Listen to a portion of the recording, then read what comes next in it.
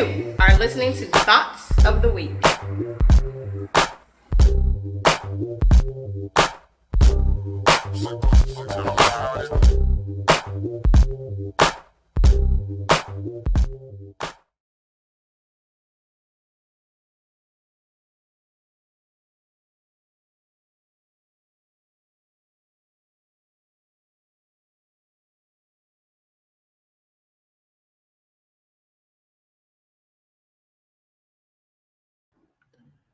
What's going on, y'all? What's going on? Welcome to Thoughts of the Week podcast.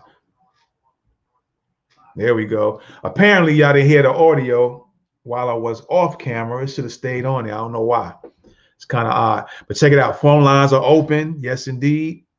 Feel free to call in if you want to talk about any of the topics that are going to be discussing tonight. This is a live broadcast. This is not a recorded broadcast. We are live, podcast number 78. And we're going to talk about Joe, good old Jim Crow Joe, Kamala Harris. Just going to be real brief on them. Akon, and he's been getting into some heat lately. And Robert Smith, the billionaire, the black billionaire, you know what I'm saying? Kind of interesting. It's crazy. It's crazy. But before we get started, got some announcements to make. All right. So first of all, I want you guys to check out my homegirl, Nikki. Check out her new YouTube channel, man. All right. Make sure y'all check out her channel, PNG Creates. She just got it started. All right. It looks like what I can see for right now, she's talking about Canva and different designs. So I'm sure she's going to show y'all. And then she's something about some Lysol toilet cleaner, maybe the powers of the usage. So what I'm going to do real quick is so y'all get to know a little bit about PNG Creates. I'm going to play her video, man. All right. So y'all check it out and I'll get back with you. Hey guys, thank you so much for coming into my YouTube channel. My name is Patrice Nikki Cream. I am the creative conductor here at PNG Create, where businesses hire us to make visual impressions on social media while promoting their products and services. So as you come in, please make sure you click that subscribe button down there so you get a notification when I go live or when I post new content. As well as I'm going to give you a little story of who we do here. Thumbnails, where I'll give you some tips and tricks to how to bring your animation to life. Also, I've worked with several different technology programs, so you'll be seeing little things that I've created with that, as well as little mini videos that you're welcome to download on your own and use within your own broadcast. So if you have any questions about anything you like, or you want to reach out to me, you can go to www.pngcreates.podia.com.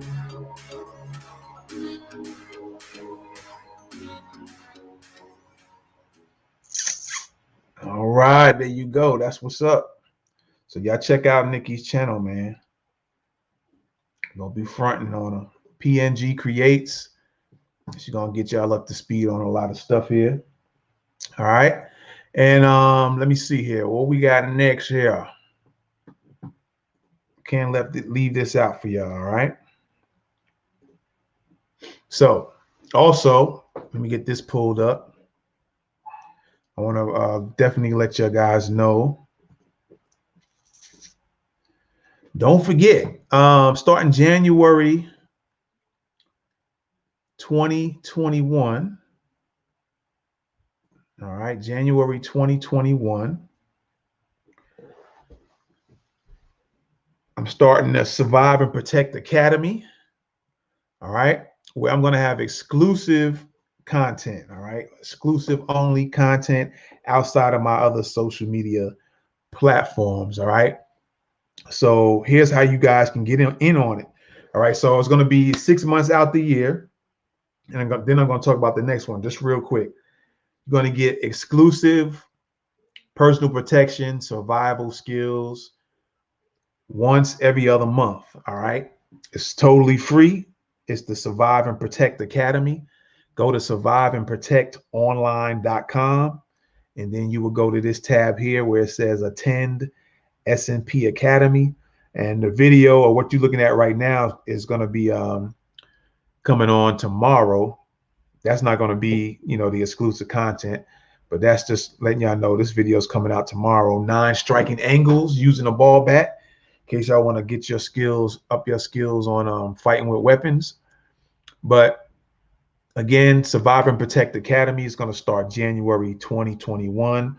It's going to be free, exclusive content. This content won't be on any of my other social media platforms, but it will be exclusive only to subscribers, all right?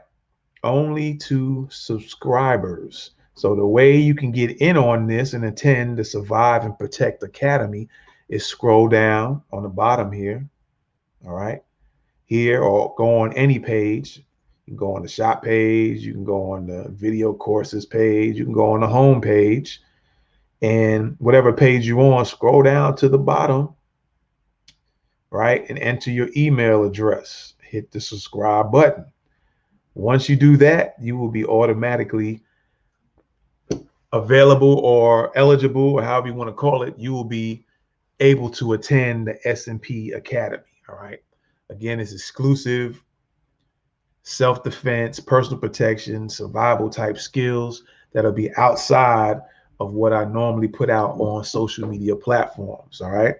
So definitely want to get involved with that, and you're interested in learning how to protect yourself in a whole bunch of ways, go here, go to surviveandprotectonline.com, scroll down on any page you might be on, enter in your email address here, hit the subscribe button, and then all you got to do is pay attention to your email and, watch out for any updates or notices as to when the first class will start. And again, it'll be every other month. All right. It will be every other month. So it starts January, and then the next class will be March, and then May, and I think July, September, and November. All right. So all those 6 months, it'll be some type of personal protection video, survival video. And then at the end of every class, I would do a Q&A for those who, want to ask some questions. It could be about what I was teaching that particular month, or it could be something totally different.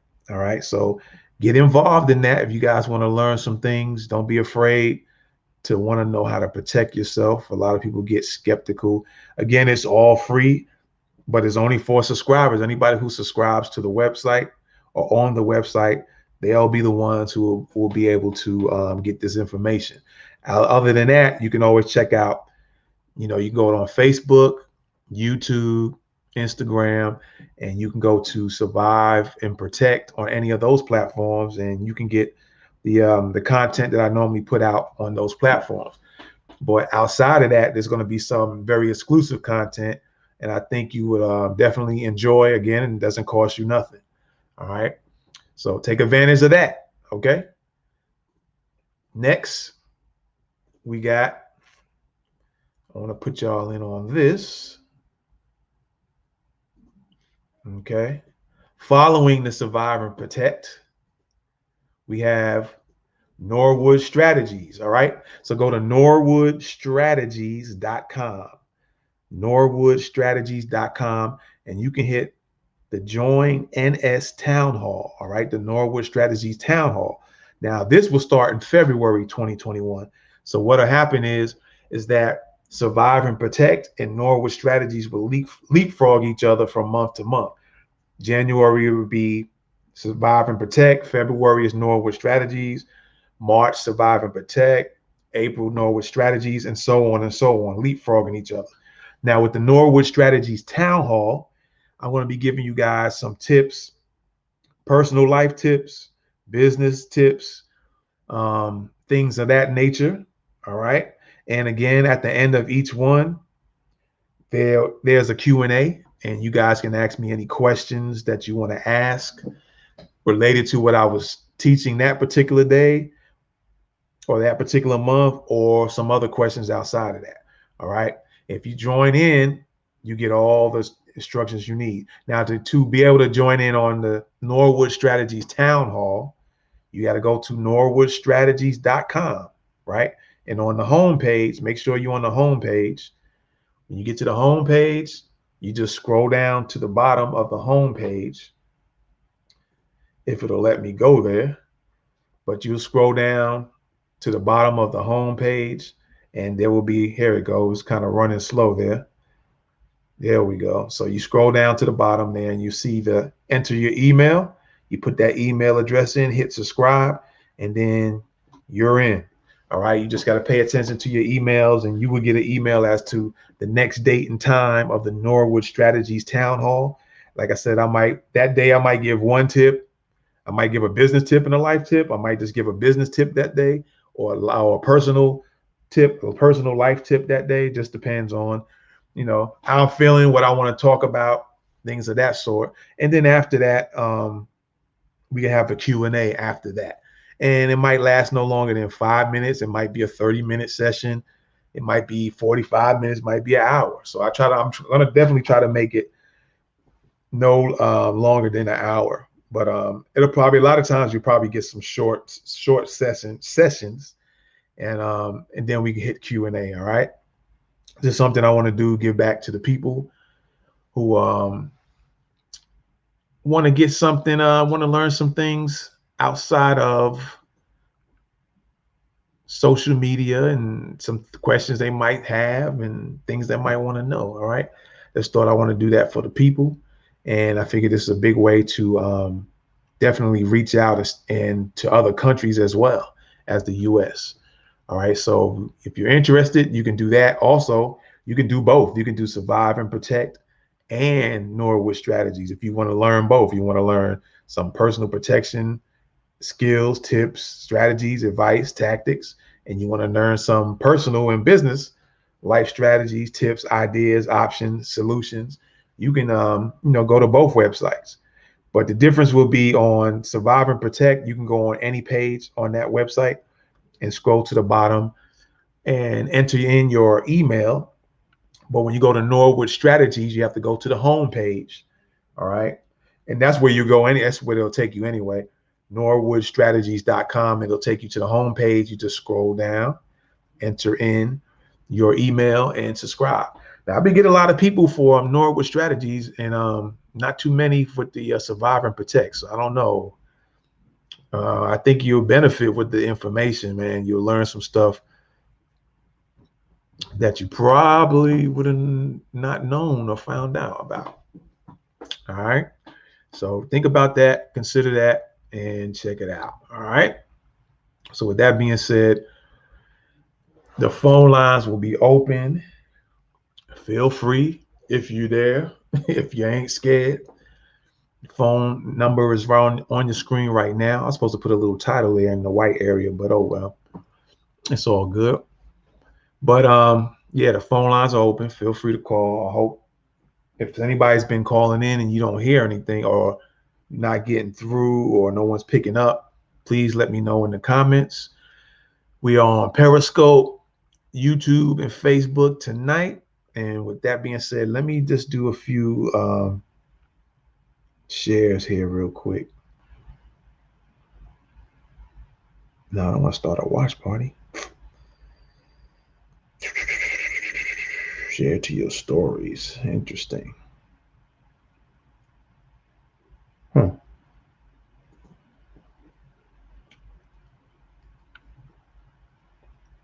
Let me see here. I should be able to share this thing. But if not, let me see. Share the page. I definitely need to do that. Let me share this to my Norwood Media Vision page. Get them underway. I see it's different for live. So you guys bear with me just a few seconds here while I go ahead and share some things. I want to definitely do it as that. Can you share it to a story? That's odd. Okay, cool. So it's shared there. Let's see.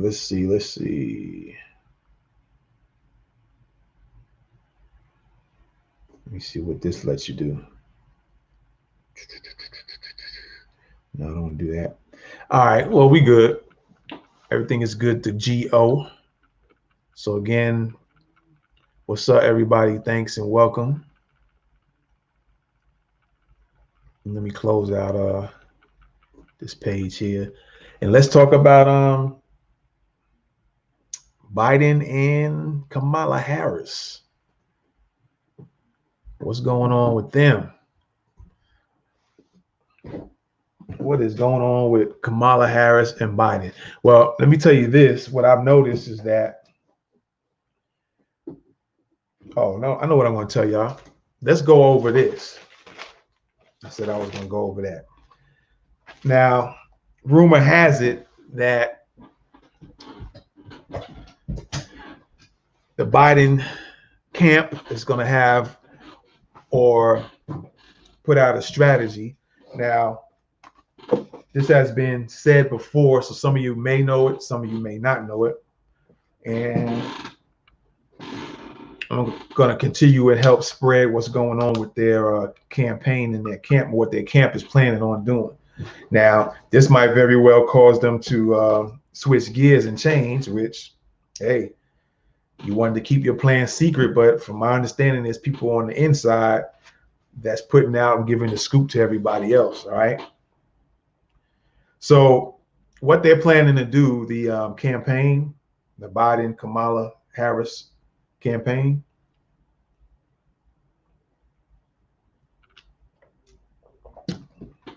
is rumor has it that they're going to try to go on and hit a lot of black radio stations and do some, be tricky about it and be a little slick about it. But there's a lot of new heads in black radio that are not really feeling Biden and Kamala, and in particular Kamala, or y'all might say Kamala. So apparently they're not feeling them too well. So it's going to be some opposition with trying to get them on black radio. But one of their tactics, the Biden camp and the Biden Kamala camp, they're going to try to hit up a lot of black radio stations in order to try to gain some more black momentum, black voters. And as some of you may or may not know, there's a lot of black people who aren't feeling neither one of them, right? And it's quite obvious, although there are some people who are saying they're going to vote for him and they're just ride or die for Biden and Kamala, right? But that's one of the tactics they're going to be doing. But again, there's probably going to be some button up heads, and people are going to try to let them have it in the black radio stations. Those who are not really sold and bought and paid for, like the boule type radio stations, they're going to cape for them. But the other ones where there's a lot of younger heads there, they're not really going for the okie doke like other previous black radio would go for. All right. So that's one of the strategies. Another strategy is they're telling people to stay away from certain social media, black media personalities. Tariq Nasheed's name was mentioned. They were saying that they're going to tell people to stay away from him, not to talk to him, not to do any interviews with him or anything like that, or him interviewing others. So that's that's another one of their strategies, the Biden and Kamala Harris campaign. That's one of their strategies. They're going to try to do that. Apparently, there's going to be a lot of, supposedly, what is being told is that another tactic they're going to use is they're going to start having some people create troll accounts, whether it's on Facebook, Instagram, Twitter, whatever, what have you. And those troll accounts are going to be put there to counteract anybody who goes against Biden and Kamala Harris. So all these things that I'm telling y'all, just be looking out for it and see if, if it goes down that way. Just be looking out for it to see if that happens. But supposedly they're going to get people to create troll accounts sock puppet accounts. And anytime somebody says something, I guess they're going to be around in such a way where they can pick up and counteract anybody who goes against Kamala Harris and Joe Biden. So that's another tactic they're going to use. All right. Also mention that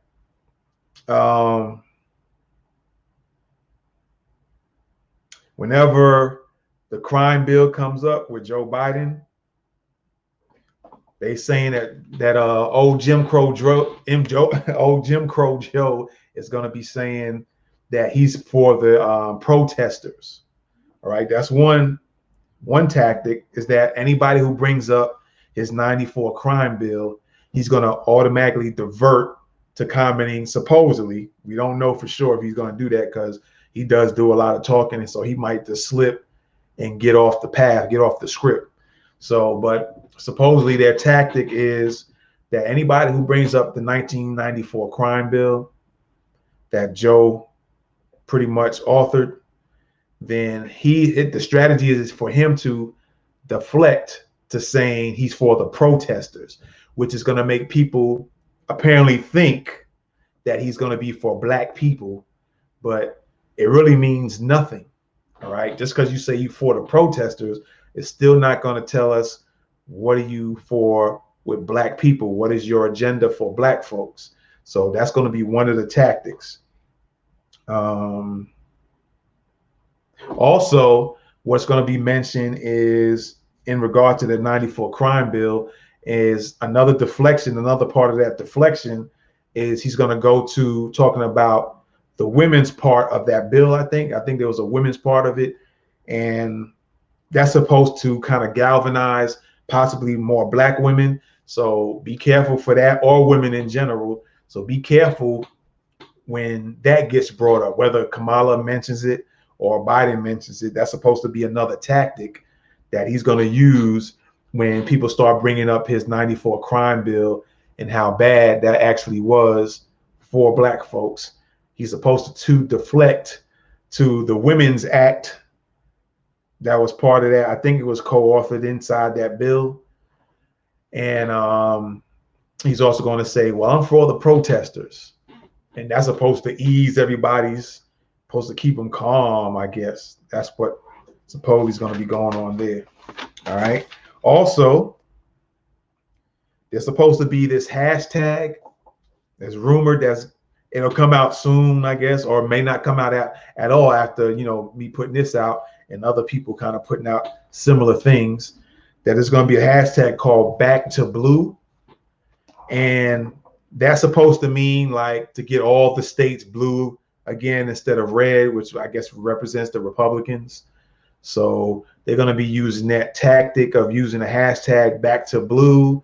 That's supposed to rile up all the Democrats and people who call themselves Democrats.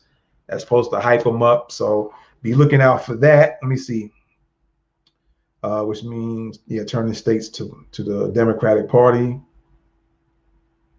And also with this troll accounts, the troll accounts are also supposedly going to start putting out that hashtag as well. So just be looking out, keep your eyes open for stuff like this. It may not occur at all, but that's just what in the rumor mill, what supposedly is part of some of their tactics, if not all their tactics. So be looking out for sock puppet accounts, troll accounts, and you start noticing, what's this Back to Blue hashtag? It just start popping out of nowhere. Then hey, that's one of their tactics. All right. And let me see. And then, of course, Biden is supposedly going to say that he's not going to do anything, or he's supposed to not say. He's supposed to say or not say, not even talk about what he's going to do for black Americans at all. If he's asked.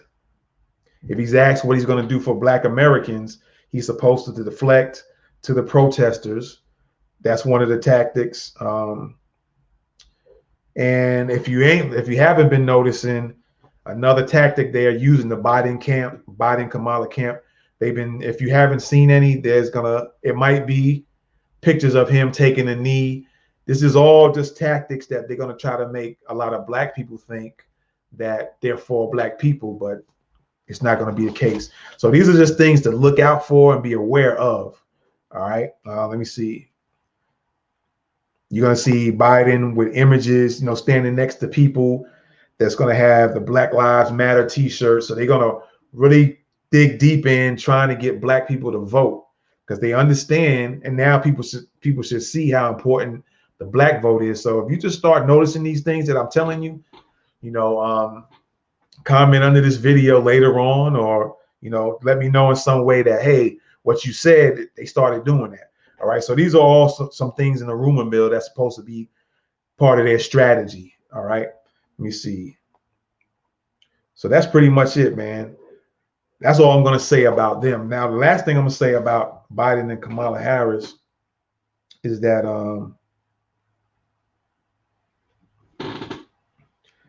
I've been noticing that I would go on other people's posts because, of course, when you're friends with people on Facebook, whenever somebody posts something, you can look at it or disregard it. And I've seen a lot of people, caping for Kamala Harris and saying how they're going to vote, knowing, even when they're knowing their records, their past records and things they've done in the past. And the people who keep the same excuses kind of keep coming up, and then they seem like they're trying to shame those who are either saying outright we're not voting for them. They're saying like, well, your vote means is a vote, no vote means a vote for Trump. So there's going to be a lot of those tactics too, a lot of shaming tactics. And the only problem with that is when you go on and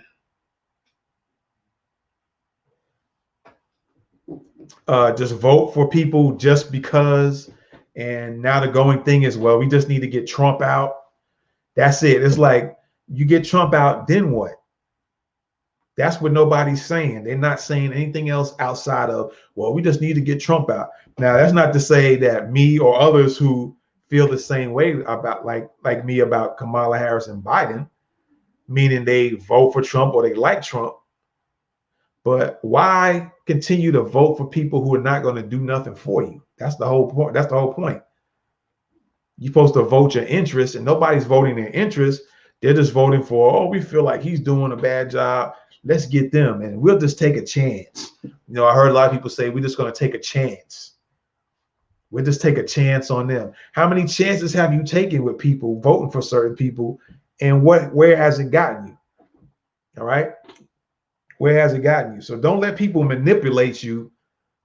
Don't let people manipulate you into participating into somebody is going to destroy you right after you get them in office, because that's all it is.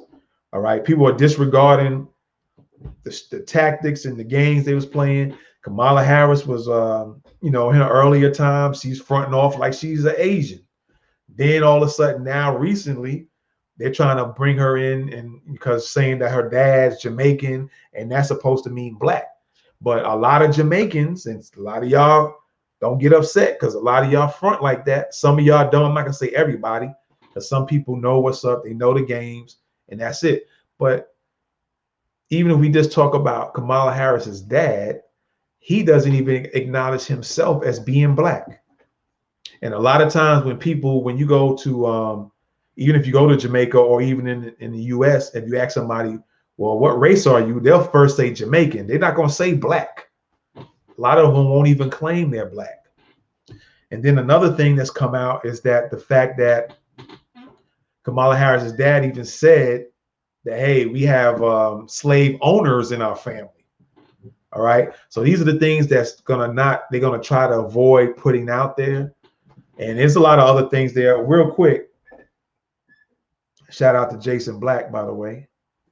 I'm just going to show you this, and you guys can take a look at it and look into it further. All right.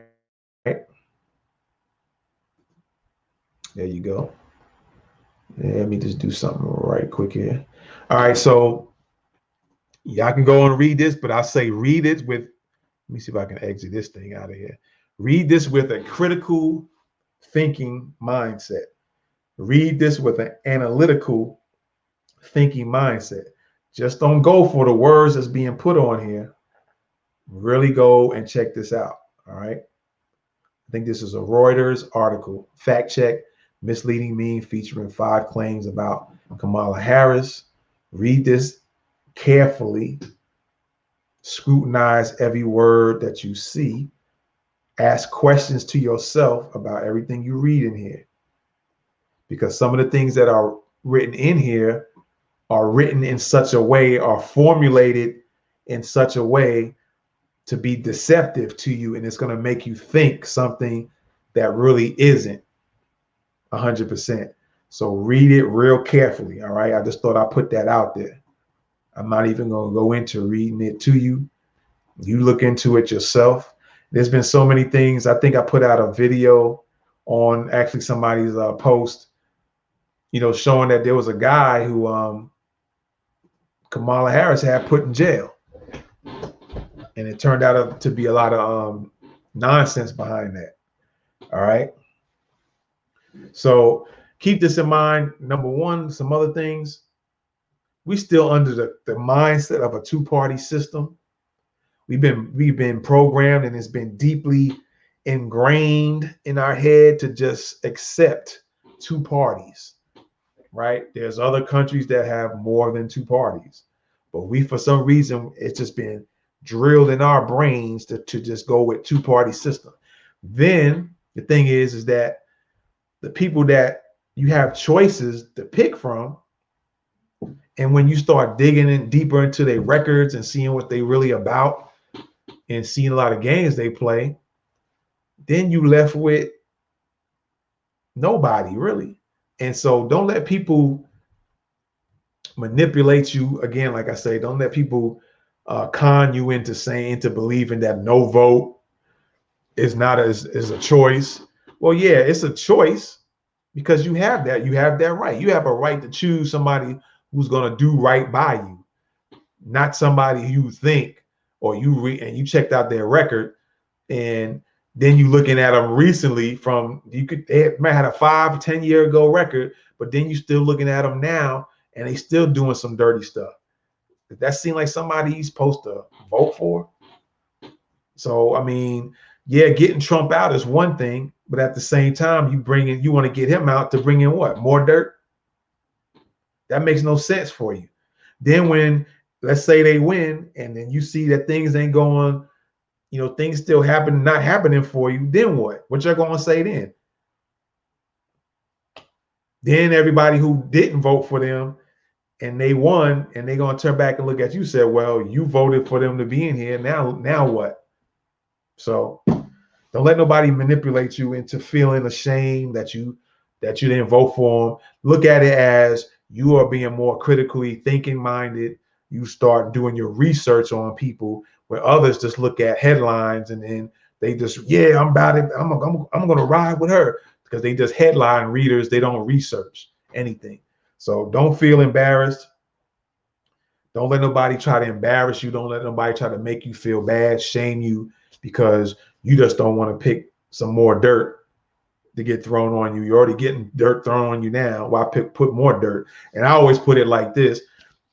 You got two rapists running for president. This is like not literally, but figuratively.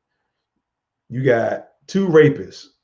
One person who's running for president might have raped 5 people. The other person raped 500. Who's better fitted to be president? Neither one. You don't want a rapist as a president, right? Okay. And another thing that hasn't been mentioned, I know this is kind of being quiet, is, before, I guess when, I don't know if it was right before or right after, wasn't it like last year sometime or so that there were some women accusing Biden of some sexual misconduct? How did that just kind of ease its way out of the system and funnel its way out? Why wasn't that getting settled? Or did it get settled behind closed doors? And, as hush money? Or were the people just taken out? You know what I mean? When I do that, they were just taken out. Right? So, yeah. That's that on that, man. I'm saying enough. I think I'm going to be, after today, I'm just going to sit down now and just watch and put my awareness cap on and just watch the show between the running for president. I done said all I could say. As a matter of fact, I might show y'all some stuff in a little while because that's another part of the show. We're gonna be looking at some social media pages and just seeing what people are saying. Probably more in particular, gonna try to find what they're saying about the presidency as opposed to anything else. But if we run across something else, then that's cool too. But that's what I'm gonna try to do here in a little bit after we talk about some Akon and Robert Smith.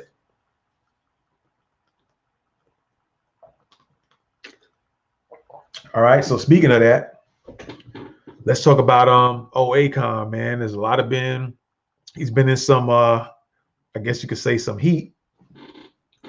One of the things was how he was kind of brushing off the Black American thing, saying a lot of Black Americans are just still hung up on this reparations and slavery issue, and that people from Senegal has gotten over that and they're doing the old thing. So he's been in a lot of heat recently for that.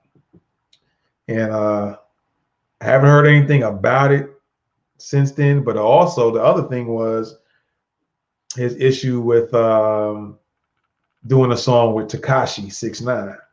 All right. So I just recently, like within a couple of hours ago, looked at the full video with my son and Akon going back and forth about this, him, bringing Tekashi on to remake the Locked Up song with Tekashi. And so a lot of the hip hop heads, a lot of the artists are kind of offended about that, saying, Akon is just bringing in a snitch.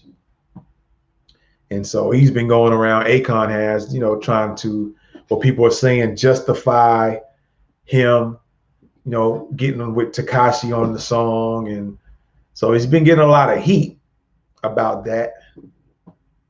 And what it looks like on the video when I seen, it looked like he was doing a lot of explaining and justifying. Now, the way he would position things and phrase things to try to get a point across, if you look at it from a certain position and standpoint, Akon has some points. But then at the same time, it would look like he's just trying to justify why he did what he did, getting with him, saying that, Tekashi has a lot of followers and a lot of people, like 100 million followers or something to that extent. And that's supposed to, not that he's saying it justifying, but he claims that because Tekashi has all these fans and their kids within his age group or age bracket and younger, that he has this influence.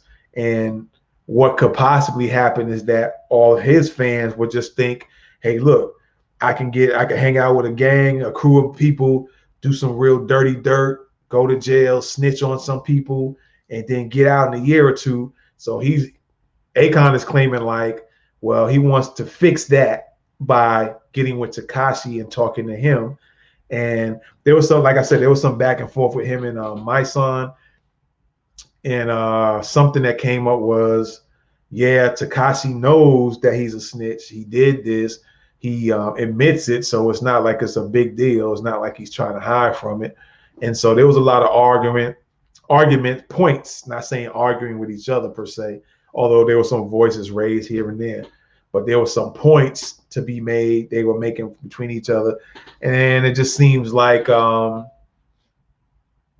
the grand scheme of things, it appears that Akon is just justifying why he let Tekashi in on the song Locked Up, the remix.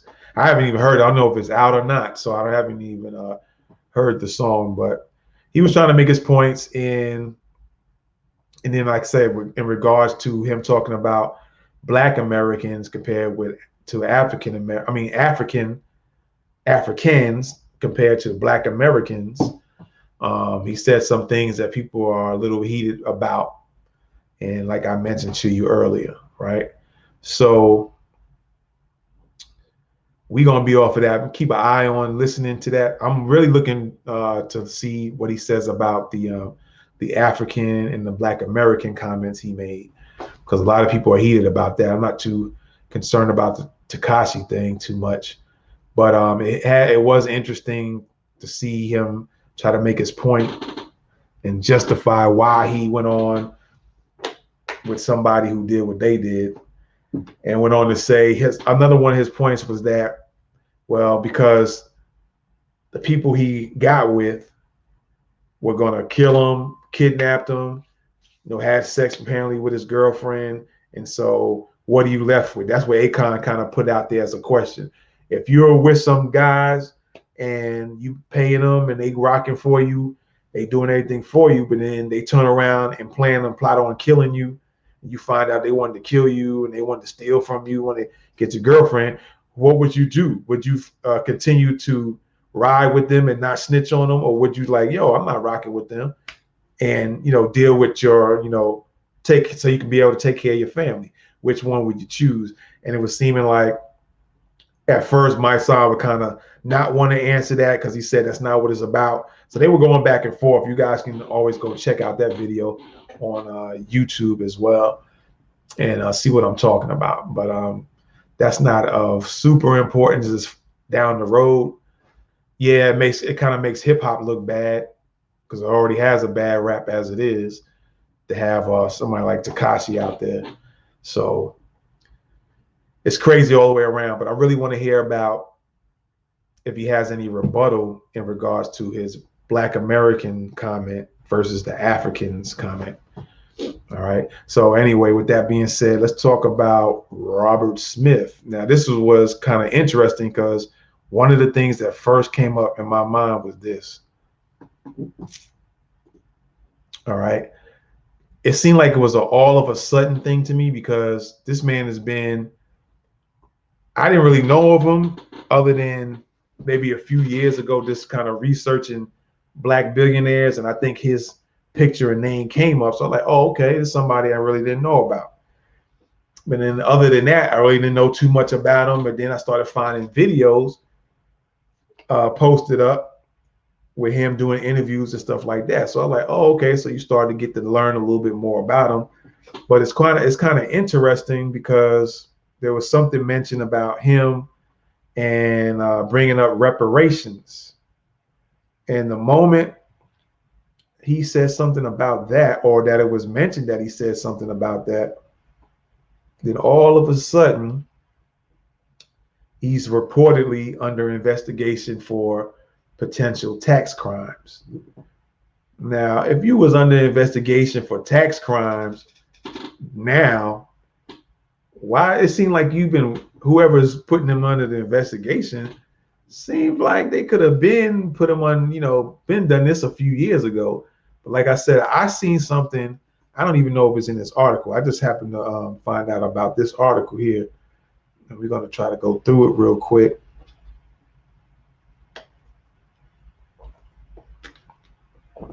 I seen something where it mentioned he was talking about reparations. In the moment I seen that, I don't know if it was a video or article. I didn't look at it. Wasn't a video I was looking at, but I seen something where it mentioned him and talking about reparations. And then all of a sudden I find out now he's under investigation for some type of tax crime. They don't say what it is. But let's take a look at this article real quick. Let me bring it to full screen. Alrighty. So let's see here. So it says billionaire investor and philanthropist Robert F. Smith, the wealthiest Black man in America and founder of Vista Equity Partners, is under investigation for possible tax crimes, according to Bloomberg investigation. Let me just pull this up real quick here. Wow. Okay. Interesting.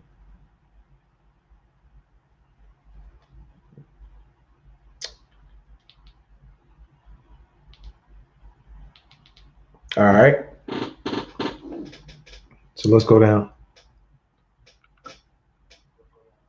All right. So federal authorities have reportedly spent 4 years investigating whether Smith failed to pay U.S. taxes on about 200 million in assets that moved from Vista's first private equity fund through offshore entities.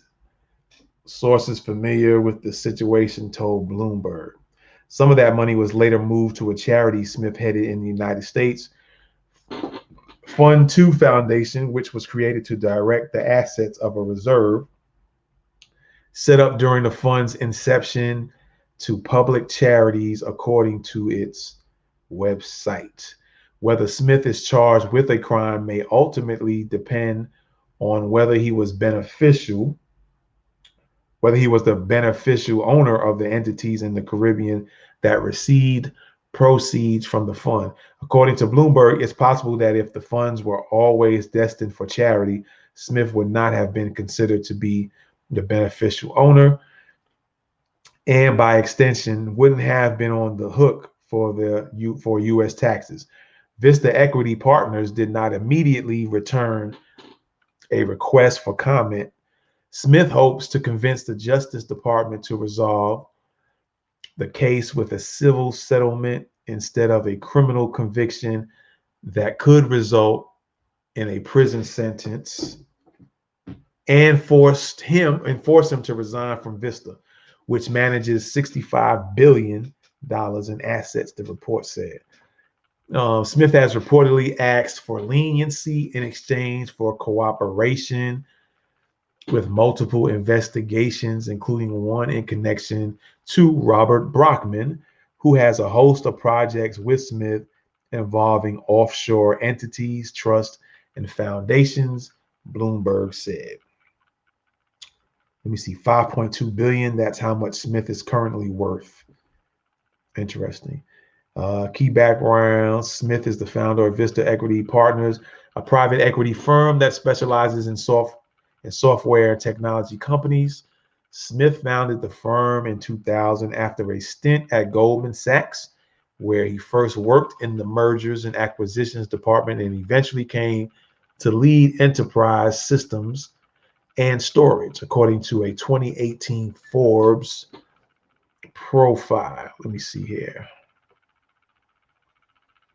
Let me read the rest of this. Tangent. Smith has supported Black causes extensively. There we go. This might be something here. Smith has supported Black causes extensively in his philanthropic efforts. Through Fund 2 Foundation, Smith has directed money towards conserving African American experiences and culture and protecting the environment. When Smith signed the Giving Pledge in 2017, becoming the first Black tycoon to do so, he committed to devoting half of his net worth to causes which support equality of opportunity for African Americans and ecological protection. Surprising fact: Bloomberg notes that if federal prosecutors ultimately decide to charge Smith or Brockman, their cases could surpass one of the most notable billionaire tax evasion causes of the decade. Ty Warner, owner of Beanie Babies maker Ty Incorporated, escaped serving jail time after pleading guilty in 2013 to evading at least $5.6 million in U.S. taxes via a secret account in Switzerland. All right. And so they give you further readings. Billionaire Robert Smith fighting U.S. criminal tax inquiry. Robert Smith's road to paying off Morehouse graduates' loans started with his own graduation speaker.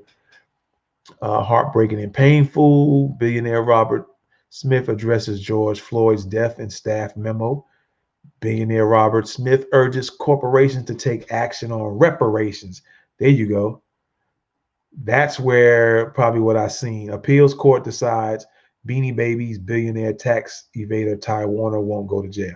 All right. So when I was talking about earlier that I thought I seen something about Robert Smith, the billionaire, the Black billionaire, talking about reparations, then all of a sudden he became under investigation for potential tax crimes.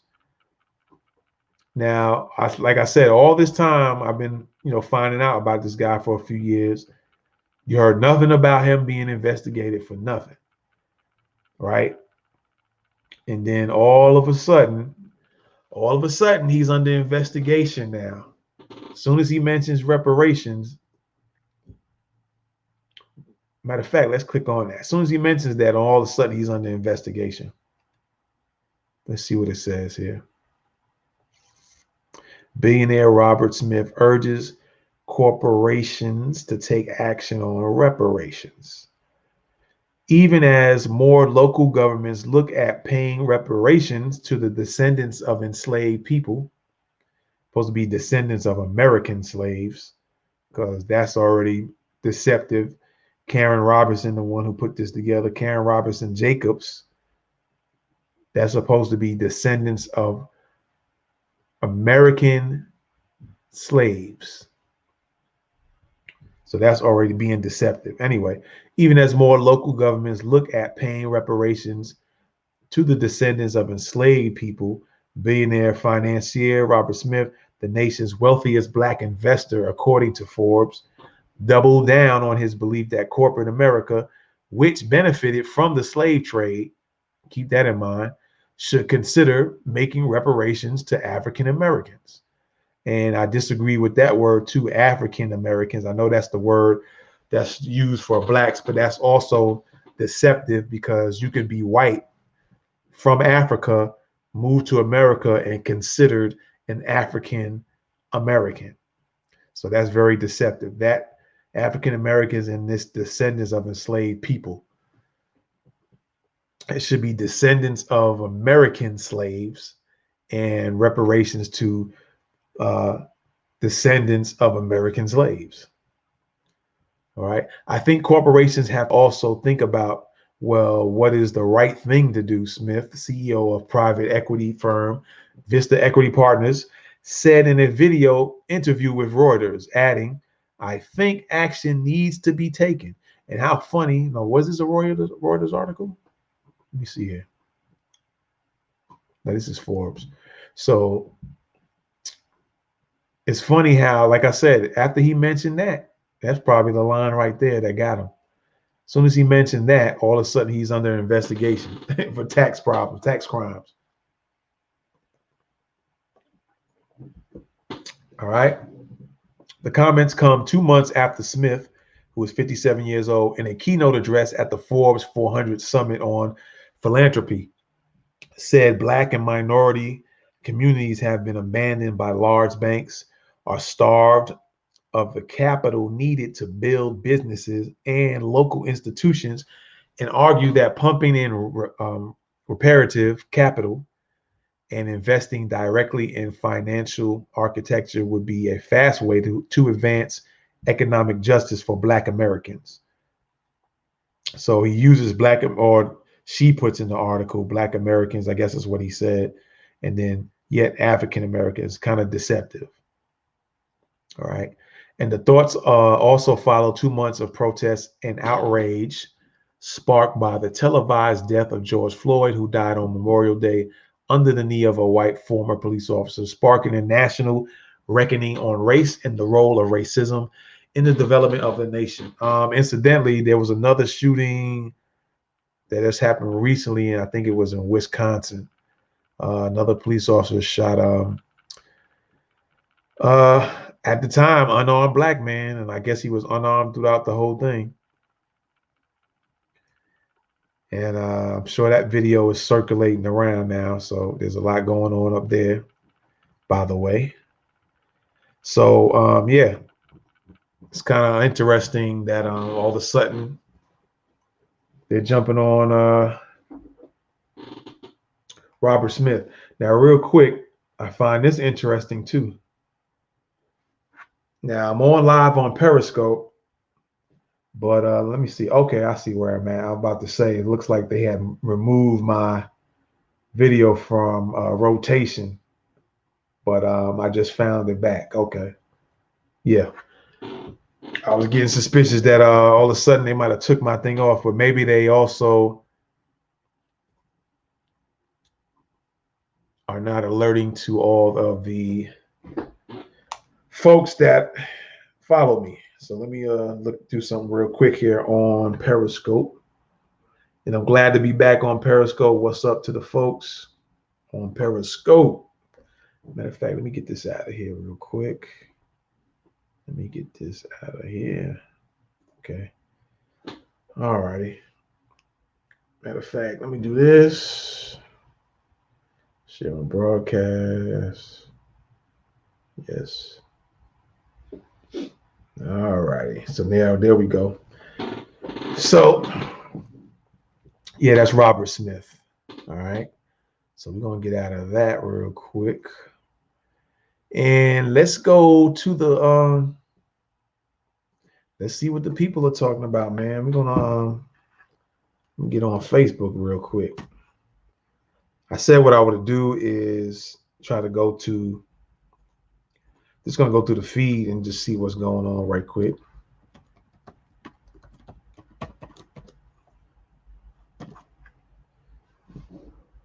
Let's just see what's popping on the feed.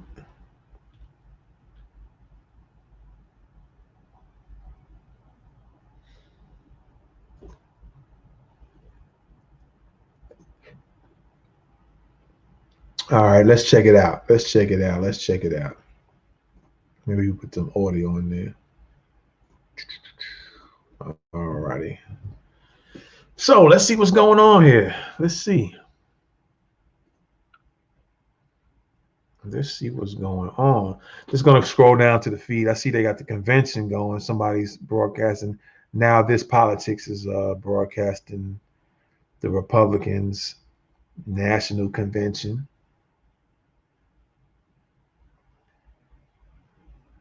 Have y'all seen the Democrats' National Convention? I guess that was a convention. What do you guys think about that? So I mentioned earlier another police shooting, and there you go. That's being mentioned. All right. Let me see what he's talking about real quick. Just got off the air.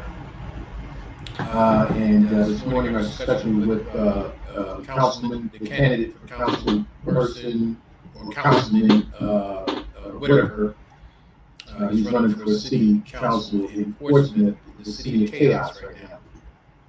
But I've got some comments about that. But I also want to talk about that police shooting today, or last night, or over the weekend, that happened in, I think it was Wisconsin. I just saw the video, and the video was quite alarming. And what's alarming about it is not so much the cop shooting the guy, but the way the guy responded to the police. And I say this all the time. First and foremost, the call was a domestic violence call. That's probably one of the most dangerous calls a law enforcement officer can go on, is domestic violence. It's one of the most dangerous situations that you put yourself in.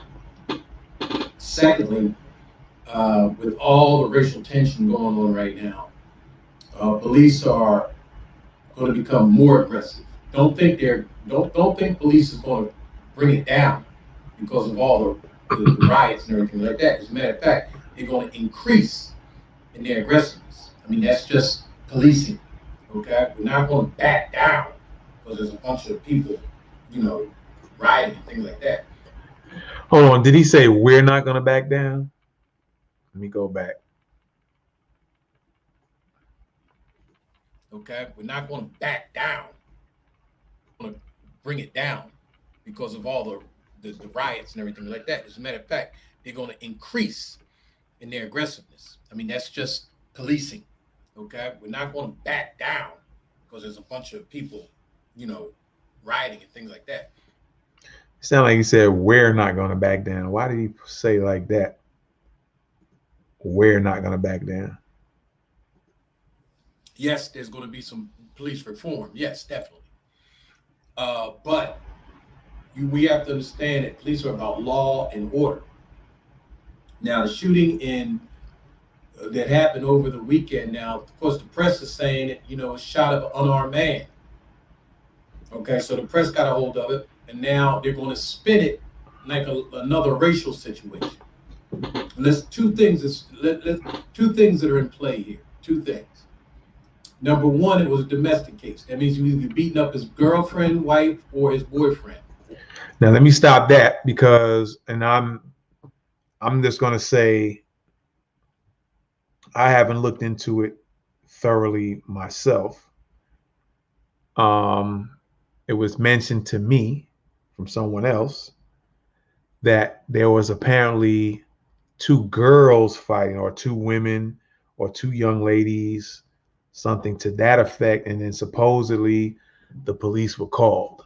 I'm definitely going to look into it further. Matter of fact, I guess while we play that, I could probably try to see if I can find something on it and see if we can get something a little bit further.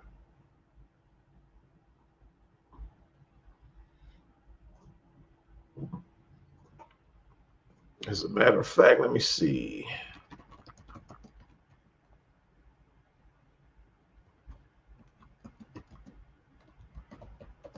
Y'all give me a moment real quick to get this pulled up. And we'll look at that here in a second. So we got a couple of videos. That way we can, I just don't like hearing people talk. And I don't like to talk if I ain't got some other things to kind of back it up as well. So we'll continue listening. Now, like I said, and I could be wrong, but we're going to find out if we can in a few minutes.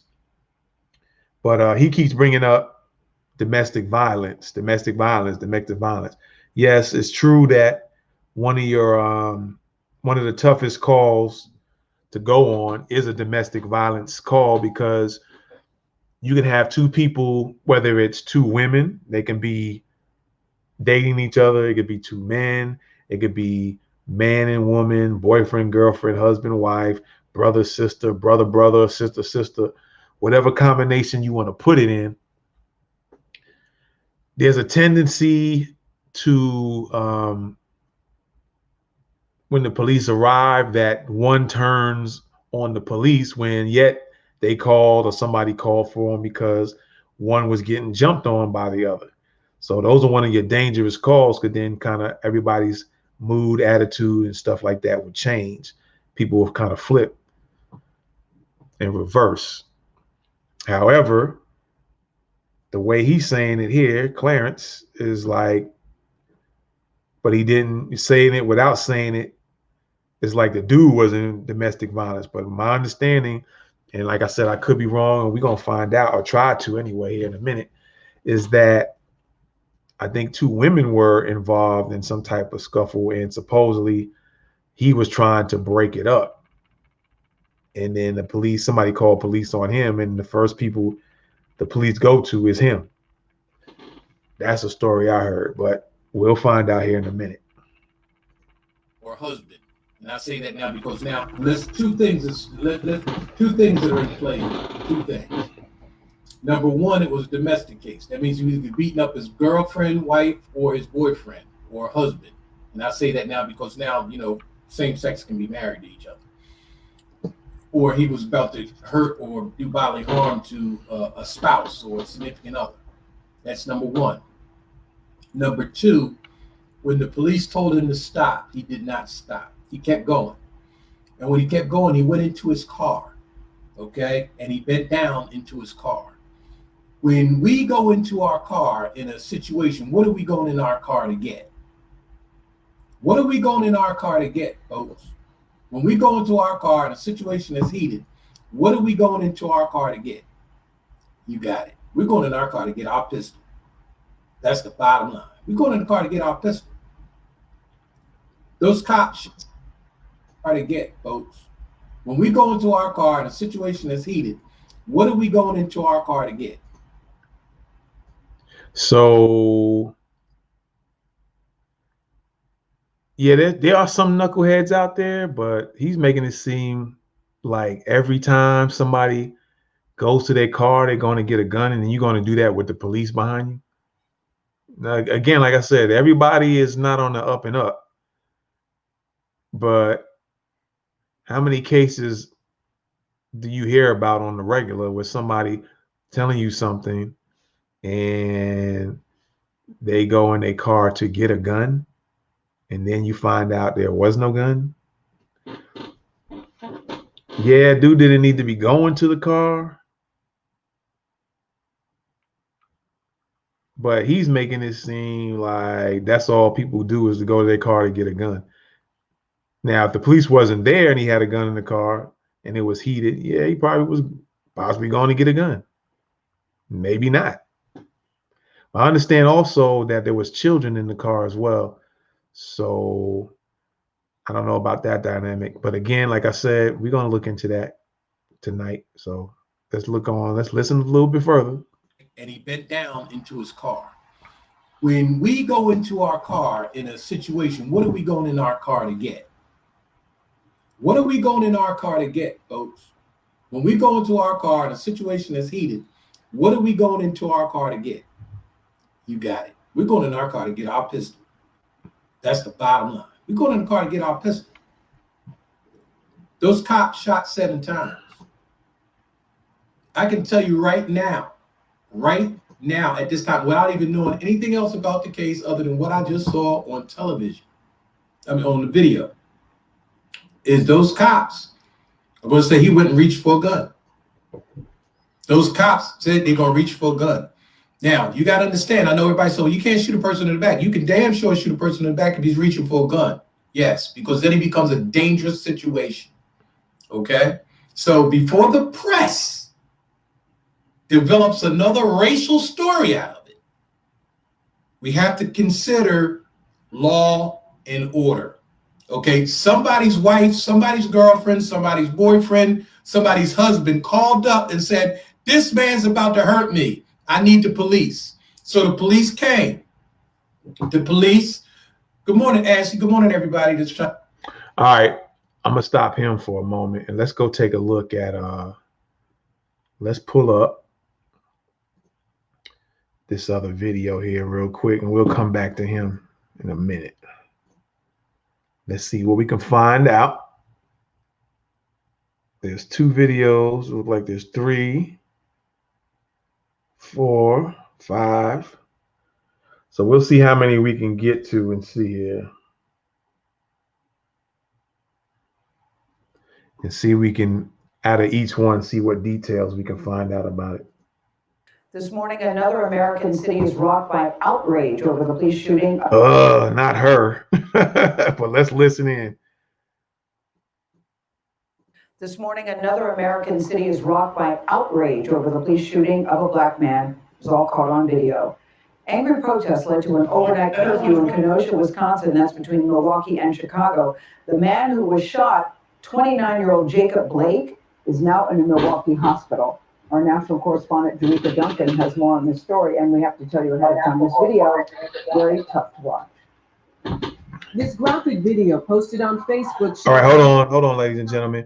Right on, what I want to do, because I know from past, I'm going to put it back a little bit, you know, because they'll flag your video if you actually show something, and they'll say, although this is for fair use, this is just for critique. So I might as well say that as well. This is not me trying to take anybody's copyrighted. This is me doing research. So I'm going to make that clear. So if they dispute my video, I'm going to make a claim this time around. This is for research. This is fair use, the Fair Use Act. And I'm just doing research. I'm looking up things, trying to find out information. So I'm going to put this back on the screen real quick, because I'm just doing this to look up information. This is not trying to use their footage. I am doing research. So under the Fair Use Act, this is what I'm doing this video for. This is copyrighted. This, I guess, is a CBS's material. I'm not using it to claim it as mine. This is under the Fair Use Act. And so if YouTube or anybody else has any beef, I'm going to file a claim or a counterclaim, because I'm not trying to steal their info or steal their videos and claim it as mine. This is just a Fair Use Act I'm doing research. I'm trying to find out what's the truth. Okay. So let's play it. Tell you ahead of time, this video, very tough to watch. This graphic video posted on Facebook shows the moment an encounter between Jacob Blake and Kenosha police quickly escalated. Screams rang out as police fired at least 7 shots Sunday evening. Blake appears to have been shot in the back as he entered the driver's side of an SUV at gunpoint. His children were reportedly in the vehicle. It is unclear whether police believe they saw a weapon. You know, you got kids and girl and all that, and I never had a problem with him. I always see him every day, parked right behind me on the street. Local reports suggest Blake was breaking up a fight between 2 women when the police were called. Then there you go. That's like I said earlier, right? That I got information that he was trying to break up a fight earlier. We're listening a little bit more. And that's what it was about. And apparently somebody called police, and the first person they go to, this black guy. So let's check it out a little bit further. Let me put it back a little bit. Saw a weapon. You know, you got kids and girl and all that, and I never had a problem with him. I always see him every day, parked right behind me on the street. Local reports suggest Blake was breaking up a fight between 2 women when the police were called. That part of the incident was not caught on camera. A large number of protesters confronted officers in Kenosha Sunday night. In addition to peaceful demonstrations, at least 1 police officer was reportedly attacked when protests turned ugly elsewhere. A countywide curfew was put in place overnight. Wisconsin Governor Tony Evers released a statement saying, "We stand with all those who have and continue to demand justice, equity, and accountability for Black lives in our country." Zach Rodriguez, a board supervisor in Kenosha County, said this incident highlights the need for more widespread use of recording devices by police. What happened here tonight highlights that we need body cameras for not just our sheriff's deputies, but our city police department as well. One person who says they're a member of the local Black Lives Matter chapter says the video is just the latest in a long line of events of police brutality against Black Americans. We're tired of it. And right now, this is the wrong generation that this is happening to. The frustration is boiling to the top, and we're sick and tired.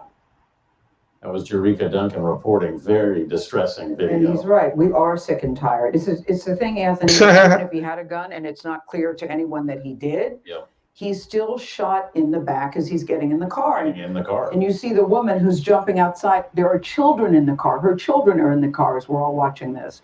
Thank goodness for the videotape so that we can continue justice in this story. That's very disturbing to see. There were body cameras as well on the cops, though. Man, yo, it's gonna be heated up. So let's get back to Mr. Clarence.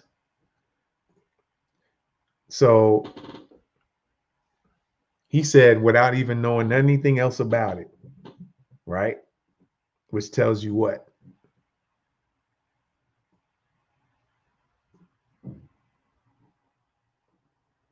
This guy here said, you know, without even saying anything else about it,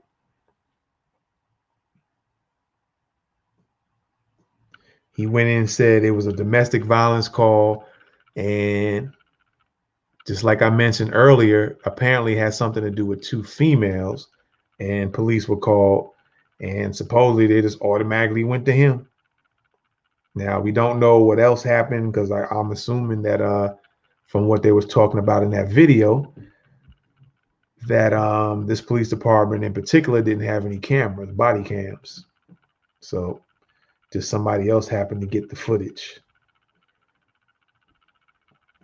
We have to consider law and order. Okay, somebody's wife, somebody's girlfriend, somebody's boy. When he uses those words, who that sound like? And shoot a person in the back. You can damn sure shoot a person in the back if he's reaching for a gun. Yes, because then it becomes a dangerous situation. Do you know if he reached for a gun? Did you see a video? Did you see this video?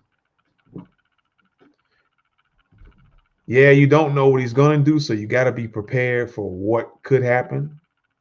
but he's talking as if these are definites. He went to reach for a gun. You know that's what he was going to do it for. You talking as if this guy was involved in a domestic violence call when it said local reports were saying that 2 females were into something and he was trying to break it up. Did he mention any of that in this right here? I mean, on the video. Is heated. What are we going into our car to get? You got it. We're going in our car to get our pistol. That's the bottom line. We're going in the car to get our pistol. Those cops shot 7 times. I can tell you right now at this time, without even knowing anything else about the case other than what I just saw on television, I mean on the video, is those cops are going to say he went and reached for a gun. Those cops said they're going to reach for a gun. Now, you got to understand, I know everybody said, well, you can't shoot a person in the back. You can damn sure shoot a person in the back if he's reaching for a gun. Yes, because then it becomes a dangerous situation. Okay?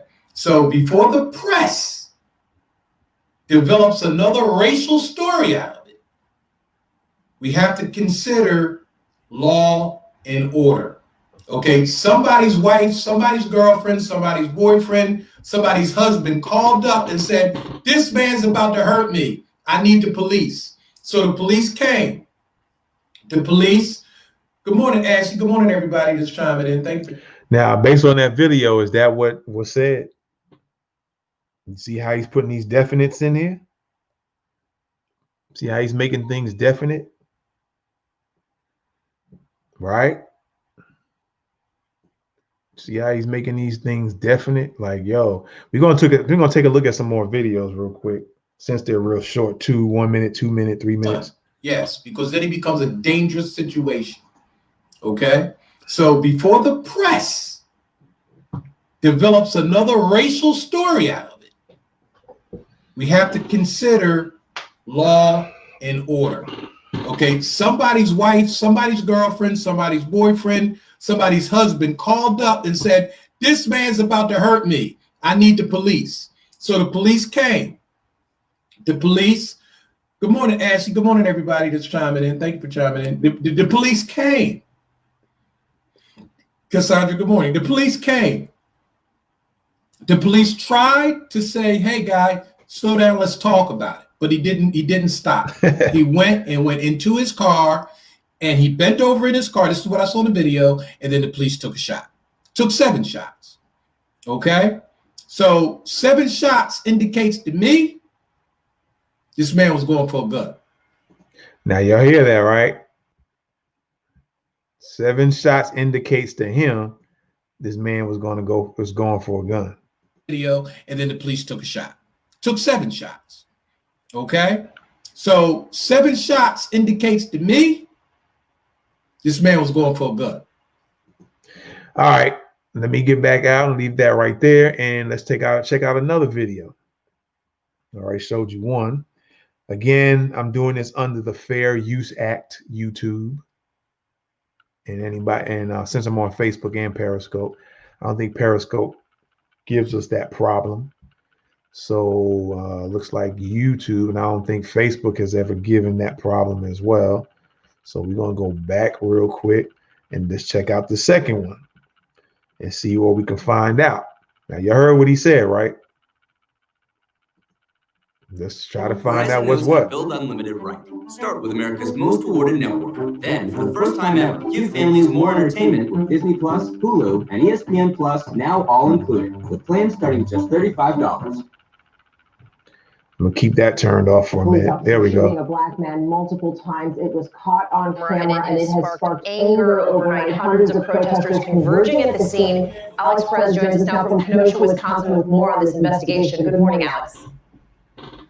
Hey, good morning, Cecilia. A long night of protests here in Kenosha. Authorities say this all started as a call for a domestic incident. We want to warn you, some of the images are difficult to watch. This morning, outrage over this distressing video that shows a black man shot multiple times by police as he tried to get into his vehicle. Identified by the governor of Wisconsin as Jacob Blake, the shooting happened just after 5 p.m. when officers responded to a domestic incident. In the video, 3 officers are following the victim as he walks to his car, but as he opens the door and reaches inside, an officer grabs his shirt and several shots ring out. Can you advise if all officers are okay? We rescue ASAP. 2805 Street. For a shot fight call. Officers are okay? Blake's fiance says 2 of her kids were in the car where Blake was shot. They didn't even know the kids was in the car. And I'm telling the woman cop, I'm like, can you please get back before I shoot you, get back. Like these officers is having like shoot me. My kids is in the car. Overnight, protesters confronting law enforcement, taking to the streets. The city of Kenosha issuing a citywide curfew until 7 a.m. Several garbage trucks set on fire. A fire was started on the ground floor of the courthouse. Law enforcement using tear gas on protesters. In a statement overnight, the governor of Wisconsin saying, "I have said all along that although we must offer empathy, equally important is our action. In the coming days, we will demand just that of elected officials in our state who have failed to recognize the racism in our state and our country for far too long." Authorities say Blake remains hospitalized in serious condition here in Wisconsin. The State Department of Justice takes over the investigation. They have about 30 days to turn over their findings to the prosecutor. TJ? All right, Alex, thank you so much. So as of right now, let me just move that out the way. As of right now, he's still alive. Wow. So let's take out another video real quick. Trying to get as much details. Now I'm gonna go back to Mr. Clarence here. So far what we haven't heard is whether or not he had actually there was a gun in the car or not. What we heard so far is that there apparently was 2 women, I think, if I'm not mistaken, which I mentioned earlier, that 2 women were in an argument and this guy was just going over there to wherever it was to break it up. And then supposedly police call and the first person police go to is him. Not finding out anything about the 2 women getting into altercation. So let me go back here real quick.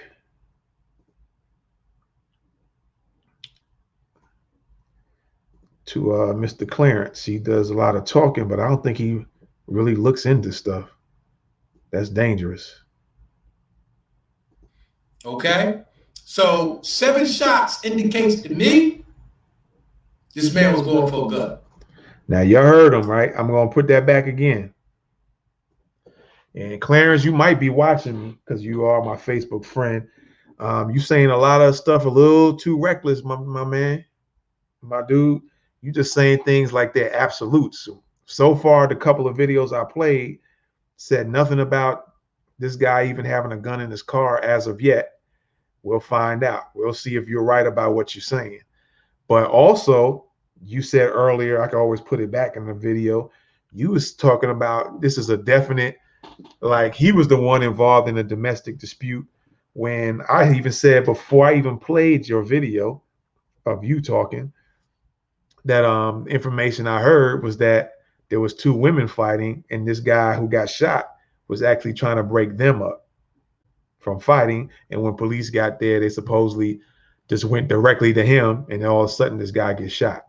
So Clarence, I think you need to do a little bit detail looking into and jot down some notes sometimes. So you don't, in case you forget, make some notes. You know, I write down notes sometimes myself. Sometimes I do things on memory and sometimes I write notes down. You might want to do the same thing because you're saying things like it's definite. You was off on that comment about the domestic violence. You were saying it as if somebody played your video back, they would kind of think that you're talking about he was involved in it. I guess if you want to say he was involved in it from the videos I played thus far, yeah, to the degree where he was trying to break somebody up from fighting. We don't know what the fighting meant, whether it was just an argument verbally or physical. So we don't know which one he was trying to break up. But you seen in that first video I played, they said local reports were saying he was trying to break up two girls fighting or two women or whatever. You already talking about like as if like you was there and you know what was going on. Then you say because they shot him 7 times in the back, that means he was going for a gun.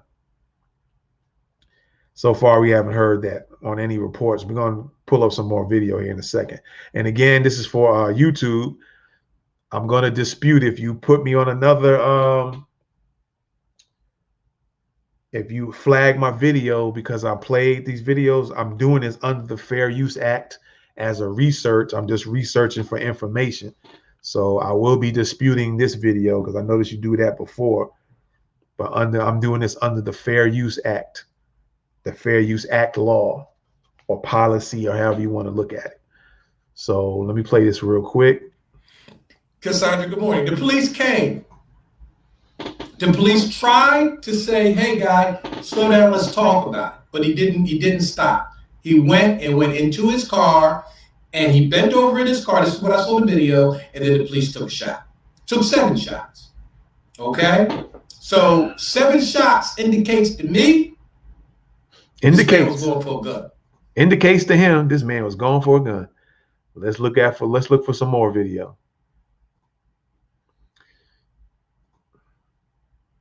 Let's see if somebody pops up and says they found a gun. I lost my job as a... Okay, that's cool.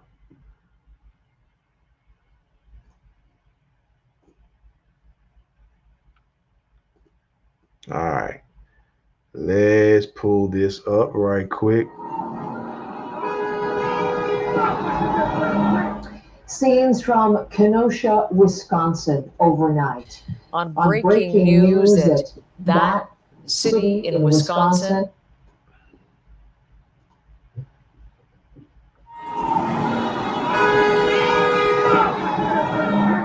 Scenes from Kenosha, Wisconsin overnight.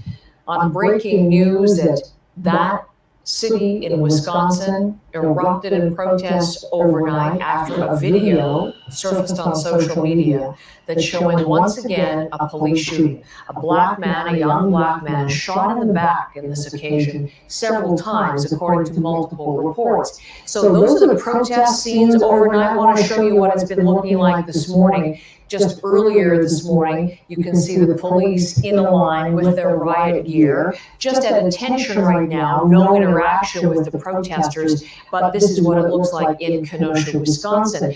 Updated condition we know on the young man who was shot in this, and Laura McQuillan continues to track the latest developments. Laura? Good morning, Heather. The man shot, we are now learning, in a serious condition in hospital. After what unfolded, you can see just in the past couple of hours, still a tense sort of scene on the streets of Kenosha. What we do know, very much of it has come from an online video, and what we're learning since that was posted. I do want to warn you, you may find the video disturbing, but we are going to play it for you. What you'll see is the man in it. He is being filmed from across the street. If we could bring the video up, it shows him walking away from police around his SUV. You see him emerging there. Police with guns drawn as they follow him. He's going to his driver's side door. One grabs him by the back of his shirt, and then police appear to fire several shots at him from behind. In that video, which we have frozen, there are 7 shots that can be heard. Now, this man was named by Wisconsin's governor last night as 29-year-old Jacob Blake, and a photo of him was released by his family. You see him there with his young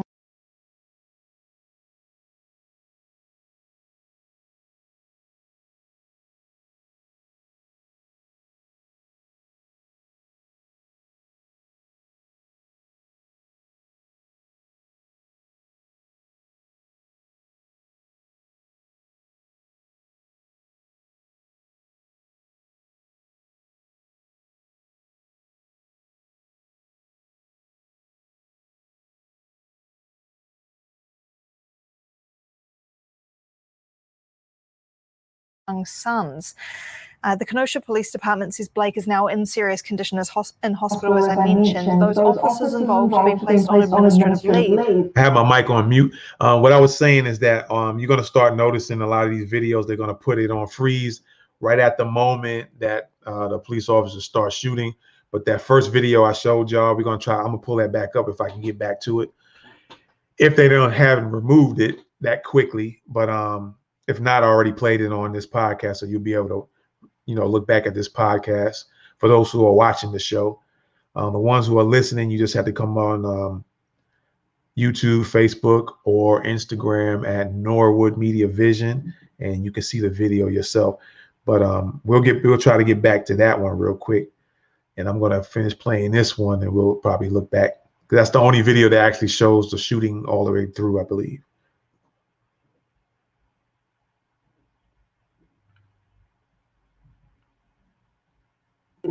What we know about what led up to this, well, very few details up until now. Police say they were responding to a domestic incident, but witnesses say that Blake had just broken up a fight and he did not appear to be armed. So it's not clear why he was being targeted by police. We do know, though, that Wisconsin's Department of Justice is now investigating all of this, and they'll eventually hand off a file to a prosecutor who will decide whether those officers should face charges, Heather.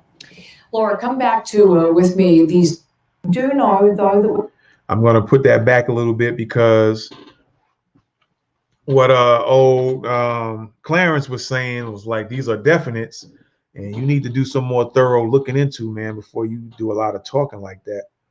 Because this is like the second video or the third that mentioned the same thing about him breaking up a fight.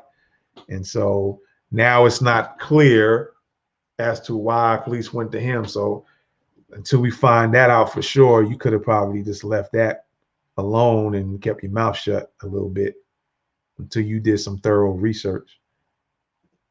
So it's not clear why he was being targeted by police. So as I mentioned, those officers involved have been placed on administrative leave. What we know about what led up to this, well, very few details up until now. Police say they were responding to a domestic incident, but witnesses say that Blake had just broken up a fight and he did not appear to be armed. So it's not clear why he was being targeted by police. We do know, though, that Wisconsin's Department of Justice is now investigating all of this, and they'll eventually hand off a file to a prosecutor who will decide whether those officers should face charges, Heather. Laura, come back to with me these scenes that we were just showing, our first look at this, the images from overnight, the protests that erupted, obviously fire set through the community, a lot of anger there. What kind of things are we seeing in Kenosha? Right, so hundreds were marching last night at two separate scenes. There were.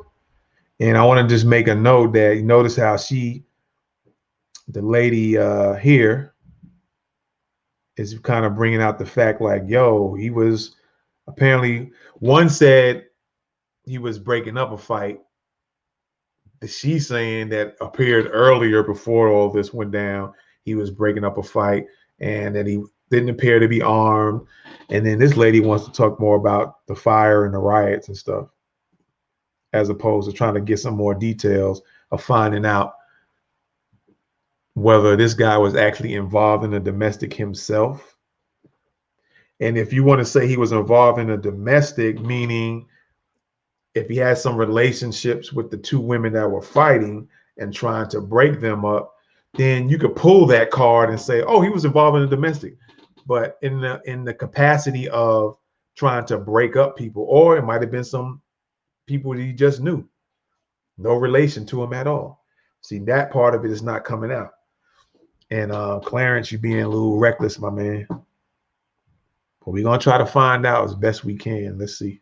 Come back to with me these scenes that we were just showing, our first look at this, the images from overnight, the protests that erupted, obviously fire set through the community, a lot of anger there. What kind of things are we seeing in Kenosha? Right, so hundreds were marching last night at two separate scenes. There was the police headquarters, but also the scene where the shooting took place and some confrontations between the officers guarding that scene and those demonstrators overnight. You can see the scale of some of the damage, hearing about garbage trucks set on fire, buildings vandalized. There was tear gas used to disperse those protesters early this morning. a couple of other pieces of reaction we're seeing, including from a cousin of Jacob Blake, who posted on Twitter saying that he's out of surgery and in intensive care. It goes on to say that they will not excuse the actions of the police department, but that Jacob's mother is asking everyone to remain peaceful in those protests. Also, an update from a lawyer for the family, Benjamin Crump. He tweeted to say that Jacob Blake's 3 sons were in that SUV when he was shot and they saw him be shot. He used the hashtag there, Justice for Jacob Blake. Crump has represented the families of George Floyd, of Breonna Taylor, so he is now taking a case on behalf of Jacob Blake, and his family is. If this gets out to their family, y'all need to watch Crump carefully. I suggest you don't even fool with Crump. Him and Lee Merritt are not the ones to fool with, because you're gonna end up getting sold down the river. I'm telling you now. So if this gets to them, if y'all somebody is watching this and you know the family, you might not want to fool with Crump. You might want to fool with somebody a little bit more legit. Don't fool with Benjamin Crump and don't fool with Lee Merritt. They have a certain shady record that keeps exposing themselves every time they pick up cases like this. So I wouldn't fool with them. As well, so expect to hear more from all sides on this. Heather, we're starting to see some political reaction as well as Blake remains in hospital in a serious condition this morning. As you referenced, 3 months since the killing of George Floyd, the issues again before us. Thank you very much, Laura McQuillan. All right, so there you go with that. Let's try to pull something else up real quick. Trying to find some more details. Let me go back to playing this real quick, though. So far,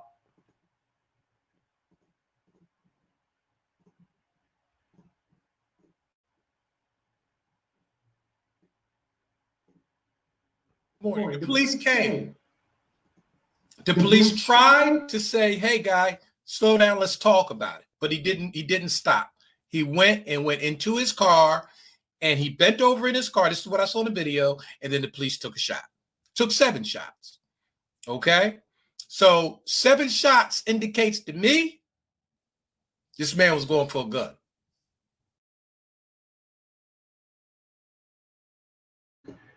I hope you're correct on your hypothesis. All right, because you're saying things that so far hadn't been said at all.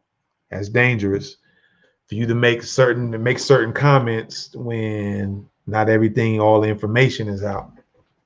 It's very dangerous of you. Very dangerous to be saying stuff you don't know fully what's going on. Then you don't know what the conversation was between the officer and this dude, because I think the mom was standing right there as well, of the children, mom of the children. So she would have a better ear as to what the police were saying to I think his name is Jacob. She would have a better ear as what they said to him right before he decided to walk around the vehicle to go to the driver's side. You wasn't there to hear what was said, but you talking as if you was standing right there on top of the roof of the car or the Jeep. That's how you talking. You talking like you was right there. All right. So, and I'm saying that because I'm not going to jump on the race card right now. I'm not jump. George Floyd was a racial situation. That bottom line. Matter of fact, George Floyd created a movement that's going to have a lot of police reform going on in 2021. So I'm actually working on a few policy changes in the police department. Okay, myself personally with another group of people. Okay, that are going to happen. They're going to happen. But what I'm saying is the situation that just happened in Wisconsin, let's not let the press get us out there rioting and tearing down our own neighborhoods. Okay, that's not this kind of case, guys. Okay, that's not this kind. You can argue with me all you want to, and I'm telling you what's going to come out of this thing. Those cops saw him reach for a gun. Bottom line. Now, all us going to argue about it. What's happened in Wisconsin? Let's not let the press get us out there rioting and tearing down our own neighborhoods. Okay, that's not this kind of case, guys. Okay, that's not this kind. You can argue with me all you want to, and I'm telling you what's going to come out of this thing. Those cops saw him reach for a gun. Bottom line. Now, all us going to argue about it. You're going to say, well, he was unarmed. We don't know if he was unarmed or not. You don't know what he went in that car to do. Like I said in the beginning of this video, what do we go in our car to get if we're having a conflict with somebody? Hold on. Didn't he say earlier that he's saying now, you don't know he don't know what he was going to do. Then you just state that, he went in, he's based on that, he went to grab for his gun. How do you know? How do you know? How do you know that's what he was doing or he was going to do?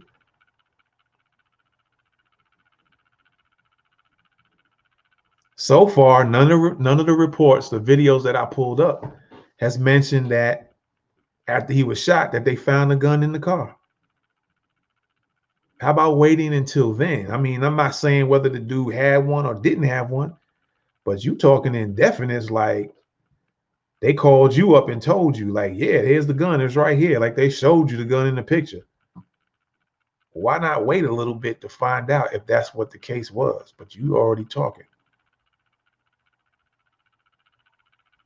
Man, that's reckless, dude.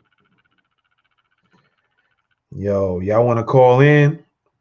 The phone lines is open. 513-839-9002. Put that call in. Don't be shy. Get a little closer with Arid Extra Dry. So y'all call in, man. Phone lines is open. Stop fronting. Yo, he talking like he was there. Let's get a little bit more information for sure. But so far, like I said, the reports, the videos I played under the Fair Use Act, I'm going to keep repeating that, YouTube. It's just research of trying to find out some information. Under that Fair Use Act, I'm researching for information. Not trying to claim their footage is mine, just doing research. Because we got Clarence here talking indefinites, and some of the stuff he's saying is not matching what anybody in the news is saying. News reporters or what they're saying the people on the ground are saying. Let's wait a little further to find out if he had a gun in the car and he was actually reaching for one. The girl, I don't know if the girl is still dating the dude, but she definitely is the mom or claiming to be the mom of the kids that was still in the car. But they say his three sons was in the car when his dad got shot. That's what they witnessed. So she would have more of a know as to what would be in the vehicle, possibly, if they're together or were together. Even if they weren't, she would still have a kind of an idea. She was close enough to hear what the police officers were saying to him right before and during the time he was walking around to the driver's side. Right. So she would probably be able, she was in more close proximity to potentially heard the conversation between them. So you got that factor in it.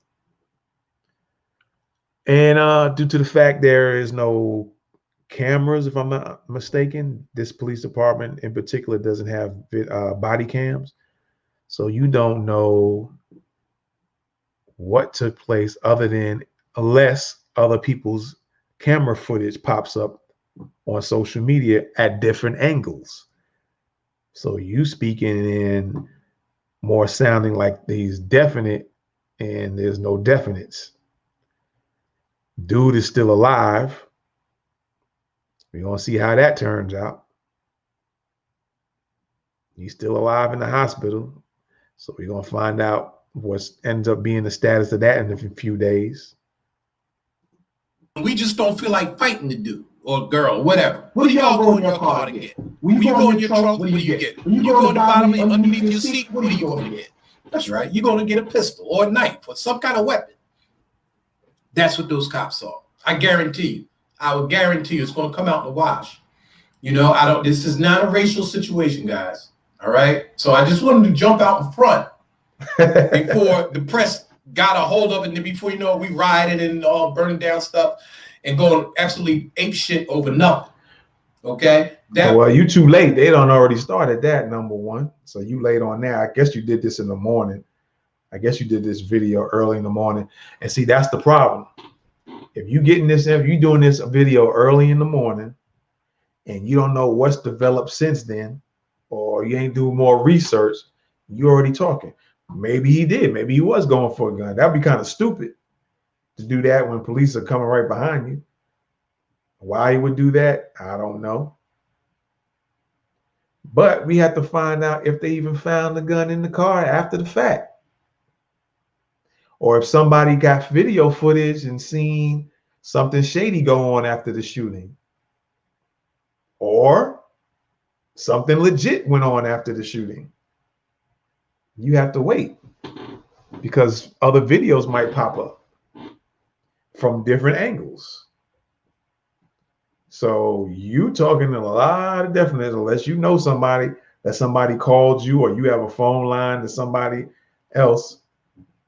You talking a little reckless there, Clarence. It's dangerous talk, man. Was a domestic call. That means that man was putting his hands on a woman or a man. Now, there you go with that.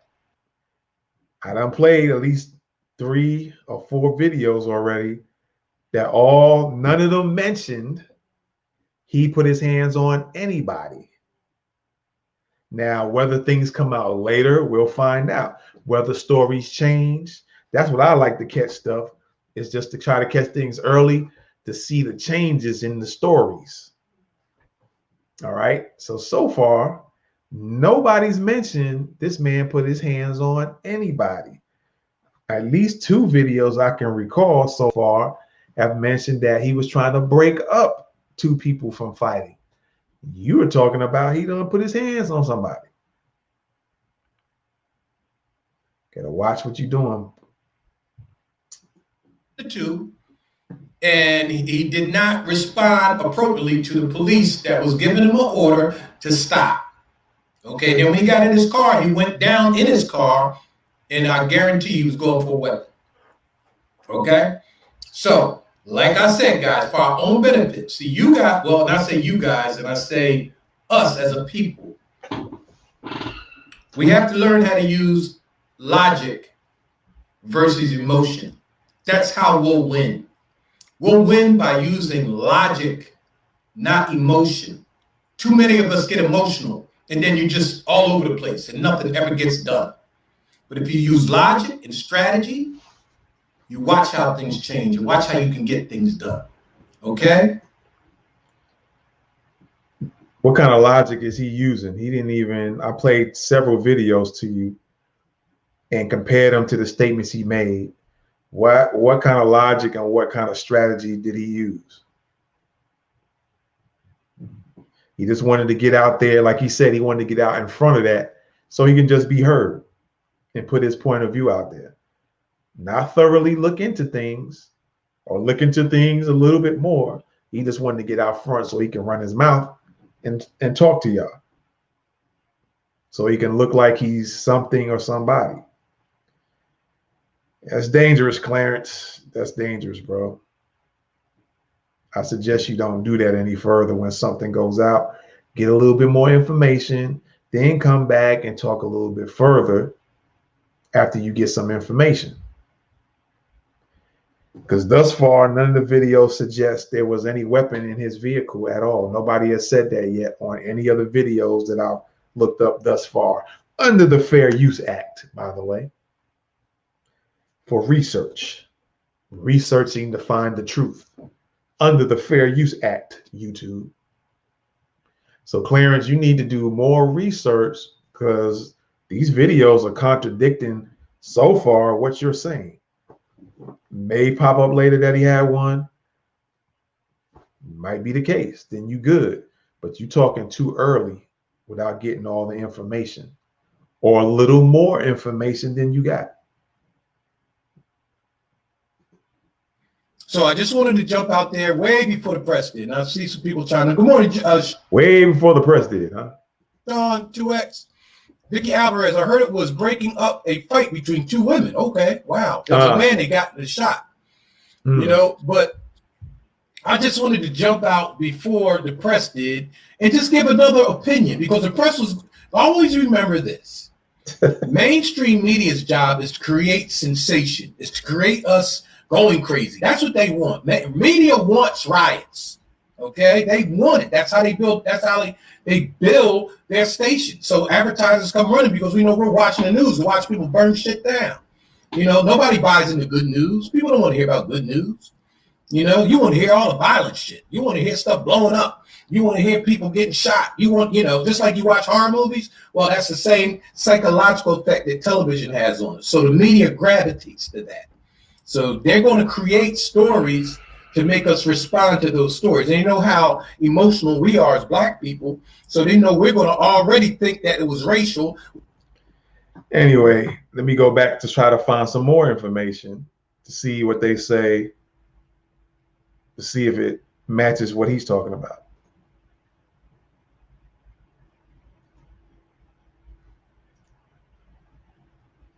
Let's see here. Let me see if this is the same.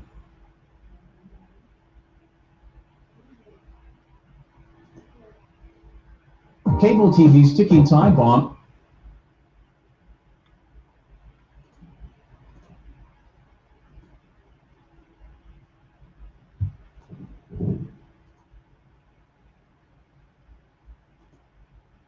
What's up, whoever's in here checking me out? What's going on?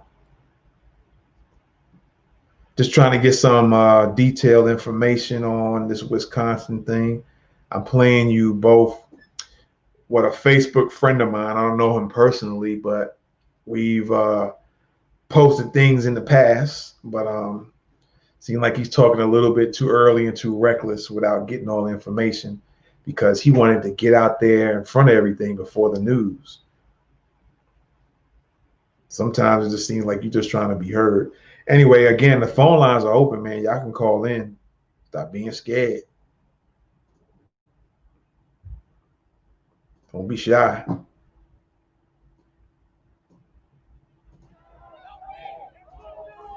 A police shooting in Wisconsin left a Black man hospitalized and in serious condition on Sunday evening, leading crowds to gather and later protest at the scene. The demonstrations add to the anger against police brutality and racism boiling across the United States since the death of George Floyd in Minneapolis in May. Clyde McLemore, who local TV identified as part of a nearby chapter of Black Lives Matter, spoke at the scene. Goes back to the Emmett Tills. We're tired of it. Rodney King, we're tired of it. And right now, this is the wrong generation that this is happening to. The frustration is boiling to the top, and we're sick and tired. Police in the town of Kenosha said Sunday's shooting took place at around 5 p.m. local time as officers were responding to what they called a domestic incident. A graphic video circulating on social media allegedly shows the man walking towards a car followed by two officers, with one of them shooting him as he opens the car door. Police say the victim was immediately taken to a hospital. They offered no explanation as to what led to the shooting, but said the shooting will be investigated by the Wisconsin Department of Justice. According to U.S. media reports, multiple fires were set at the scene by a crowd of more than 60 protesters. All right, so let's try to find another one here.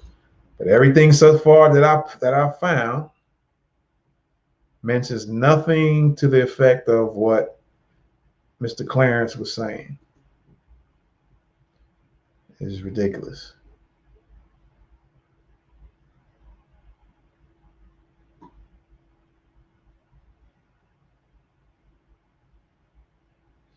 All right, let's pull up this one and see what we can find on this.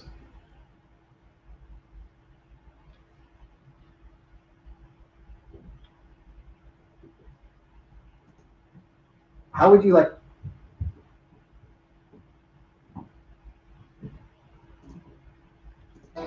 Now at 10, we're...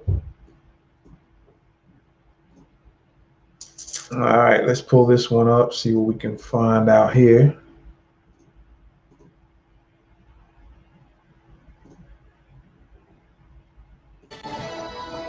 Now Now at 10, we're following breaking news from Kenosha, Wisconsin, where an investigation is underway into an officer-involved shooting. We have cell phone video of the incident, and we must warn you, it may be disturbing to some viewers. The video shows the man walking away from officers, and when... Notice how they all say the same thing?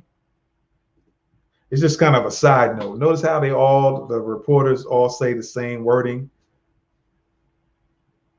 And there was talk back like maybe a year or two ago that how the media is kind of run by 6 different companies. And so I guess they're sending out the memo of everybody, you got to use these words when you report about this particular incident. Notice how they all saying the same, roughly the same words. I just, there's something that's popped out at me.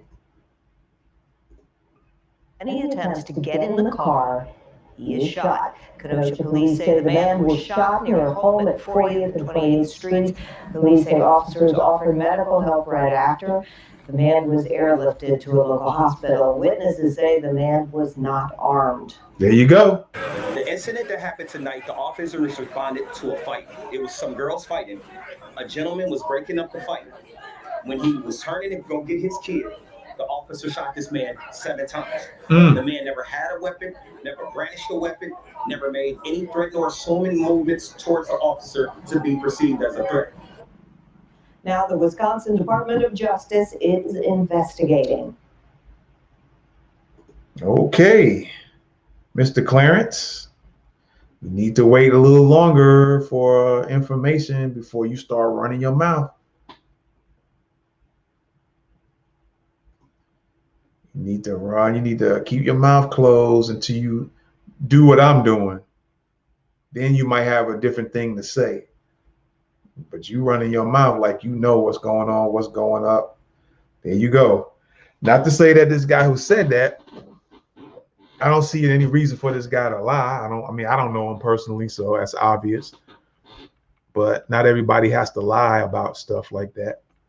So let's go back to old Clarence, who likes to talk indefinites.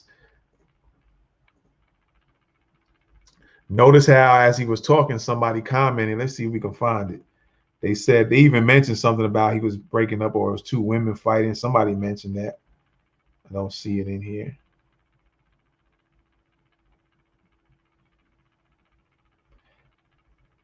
Yeah, so Clarence, man, you need to do a better job and watch what you're saying. It probably wasn't racial, and they're going to have us going crazy over this guy that got shot. It probably wasn't racial. Now you kind of flip-flopping, backtracking one way or the other. You went from this is not a racial and probably wasn't racial. Then it went, you said earlier, yeah, he put his hands on somebody or probably put his hands on somebody. He was involved in a domestic.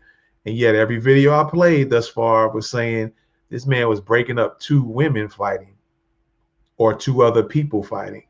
This last video I just played, the guy said, look, he ain't have no weapon. He ain't brandished a weapon. He was breaking up some people fighting and they shoot him. You got to watch what you're saying, Clarence. You need to do some more research. I'm going to say this like my man Jason Black said. You got to watch some of these old Negroes. You got to be careful from some of these old Negroes. You got to watch them. All right. I'm just going to leave it at that. Watch these old Negroes. Listen to what they be saying.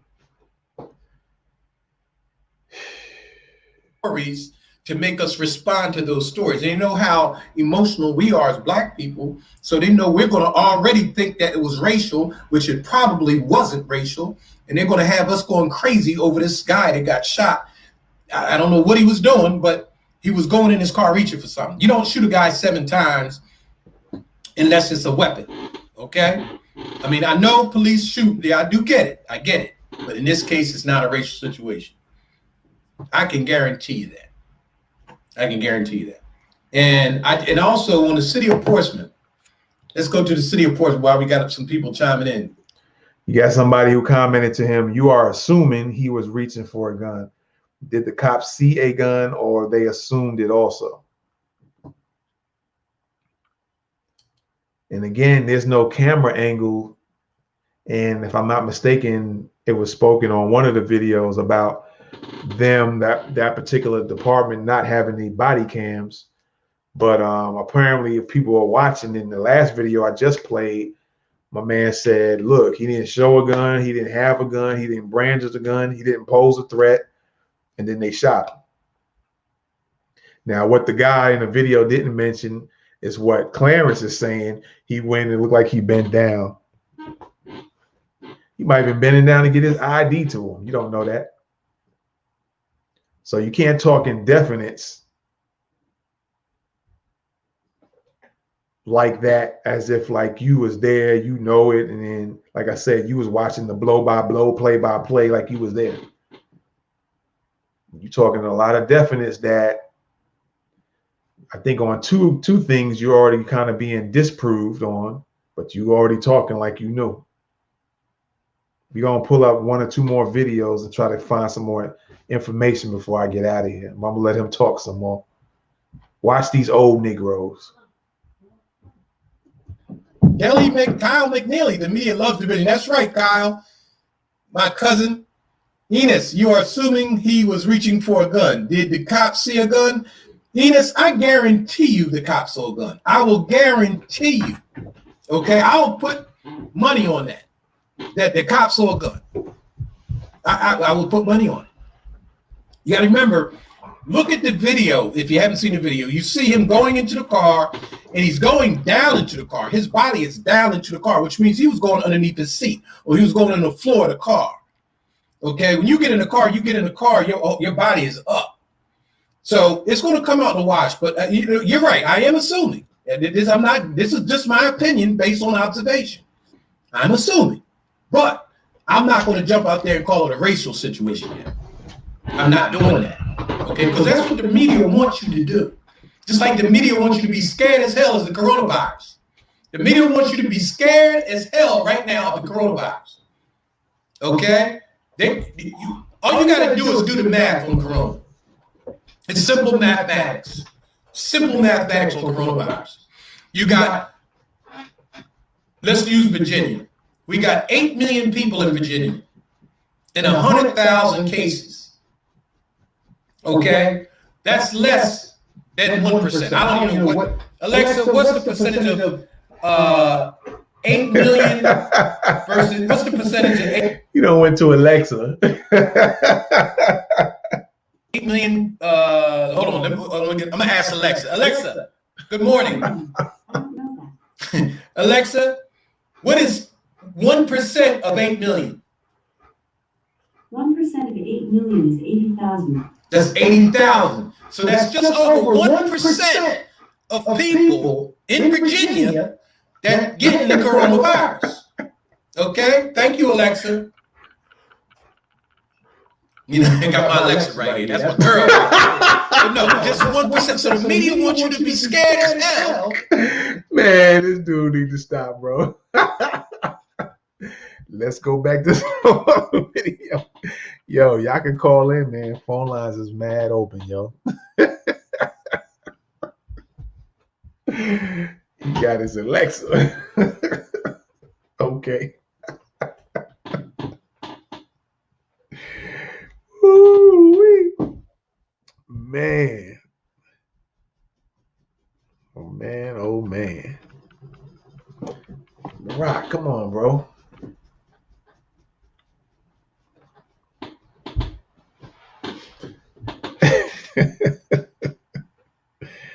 All right, let's see what this is about here.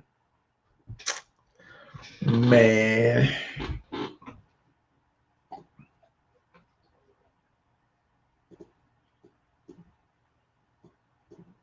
All right, let me pull this up real quick. We already in the 2 hours, man. I ain't gonna stay on here too long.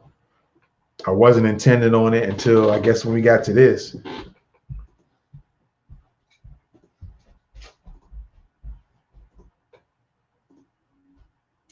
All right, let's see what they say.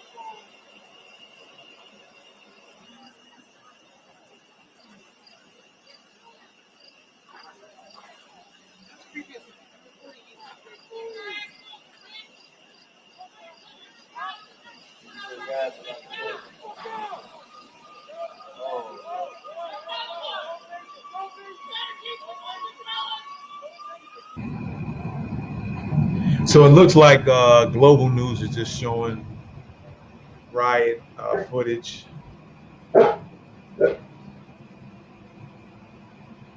Whoa, okay.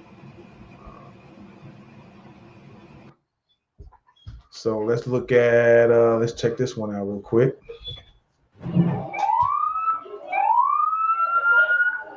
Unrest overnight in Wisconsin. Protests breaking out in Kenosha, about 60 kilometers south of Milwaukee, after police shot Jacob Blake, a 29-year-old black man, several times in the back late Sunday afternoon. Blake taken to hospital in serious condition. A video now shared widely online shows the shooting. A warning, the footage is disturbing. City News is not showing the moment the shots are fired. Instead, what you are about to see are the handful of seconds leading up to the shooting.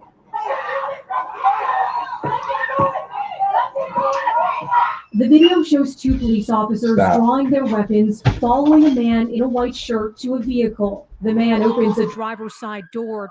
An officer grabs the man's shirt before the officer fires his weapon. The man, later identified as Blake, was taken to hospital. The Kenosha Police Department says officers were responding to a domestic incident at the time. According to a local report, at least half a dozen witnesses said the man had tried to break up a fight between the two women outside a home, and that police had attempted to use a taser on the man prior to the shooting. Prominent civil rights attorney Ben Crump, now retained by the Blake family, tweeting in part, confirmed Jacob Blake's 3 sons were in the car he was getting into when Kenosha police shot him. Crump also sharing a photo of Blake and his children. According officers were responding to a domestic incident at the time. According to a local report, at least half a dozen witnesses said the man had tried to break up a fight between the two women outside a home, and that police had attempted to use a taser on the man prior to the shooting. Prominent civil rights attorney Ben Crump, now retained by the Blake family, tweeting in part, confirmed Jacob Blake's 3 sons were in the car he was getting into when Kenosha police shot him. Crump also sharing a photo of Blake and his children. According to the 29-year-old's family, Blake underwent. So half a dozen people said he was breaking up a fight. Again, that goes against Clarence's assuming. There's I'm just going to say this. He who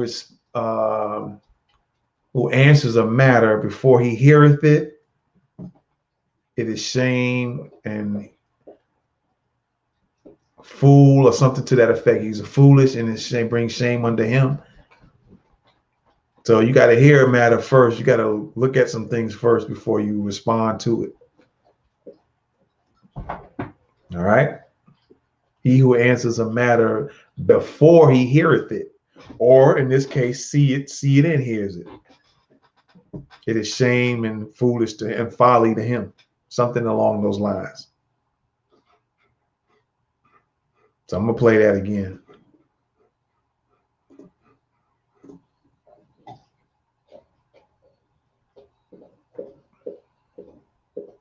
According to a local report, at least half a dozen witnesses said the man had tried to break up a fight between the two women outside a home, and that police had attempted to use a taser on the man prior to the shooting. Prominent civil rights attorney Ben Crump, now retained by the Blake family, tweeting in part, confirmed Jacob Blake. I don't suggest that, Blake family.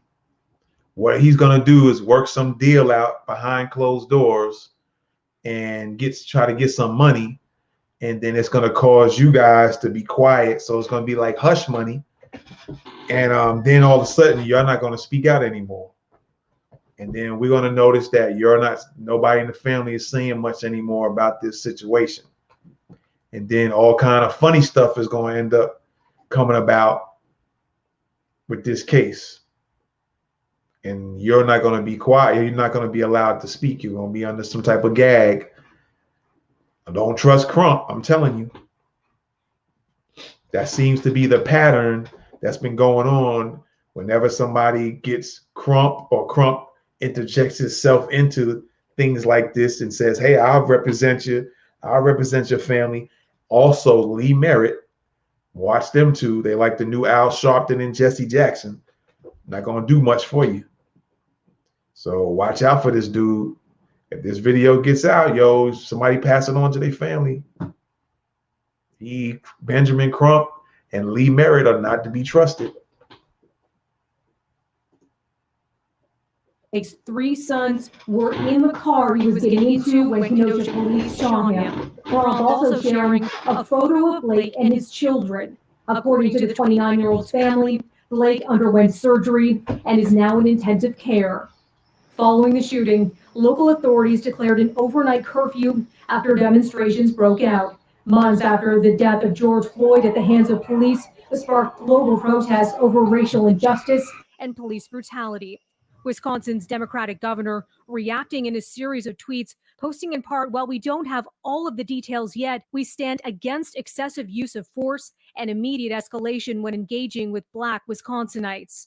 The National Guard, now deployed to Kenosha, and the Wisconsin Department of Justice is investigating the shooting. The officers involved have been... The National Guard now deployed. The National Guard has now been deployed, right? Keep that in mind. Deployed to Kenosha, and the Wisconsin Department of Justice tweets, posting in part, while we don't have all of the details yet, we stand against excessive use of force and immediate escalation when engaging with Black Wisconsinites. The National Guard, now deployed to Kenosha, Who is that? And the Wisconsin Democratic governor reacting in a series of tweets, posting in part, while we don't... Okay, so that's the governor there. Okay. Tony Evers. Okay. Keep that in mind too, what he's saying. We'll see what he says later. Don't have all of the details yet. We stand against excessive use of force and immediate escalation when engaging with Black Wisconsinites. The National Guard, now deployed to Kenosha, and the Wisconsin Department of Justice is investigating the shooting. The officers involved have been placed on administrative leave. Melissa Duggan, City News.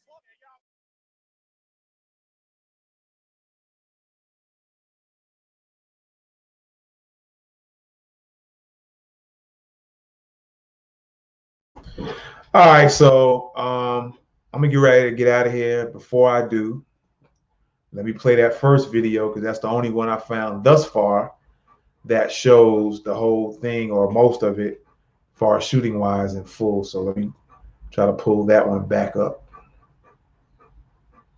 Yeah, here we go.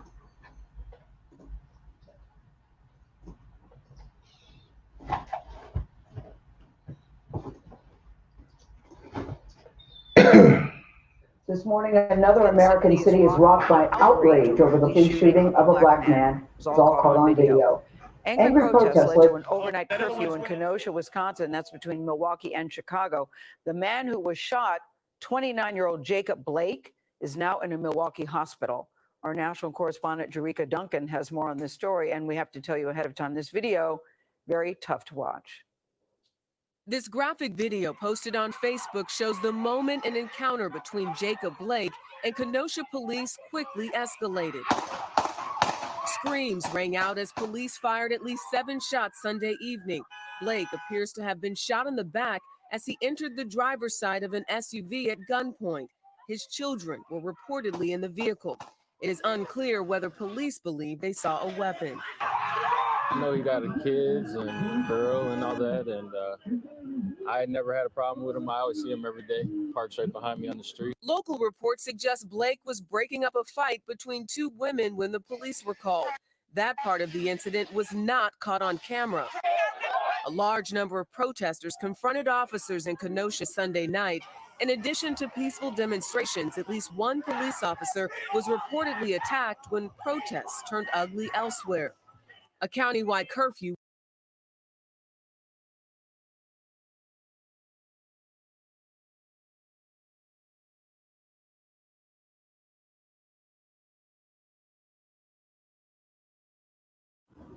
Hi, I'm Rex Moore with the Motley Fool.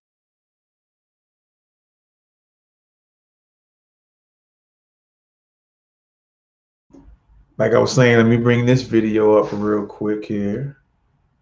And let me see here. Okay. So just to end it, because I wanted to play that first video again first, and then this other video last, so you can get all the context that's needed. Compared to, I'm gonna show his face real quick here in a second.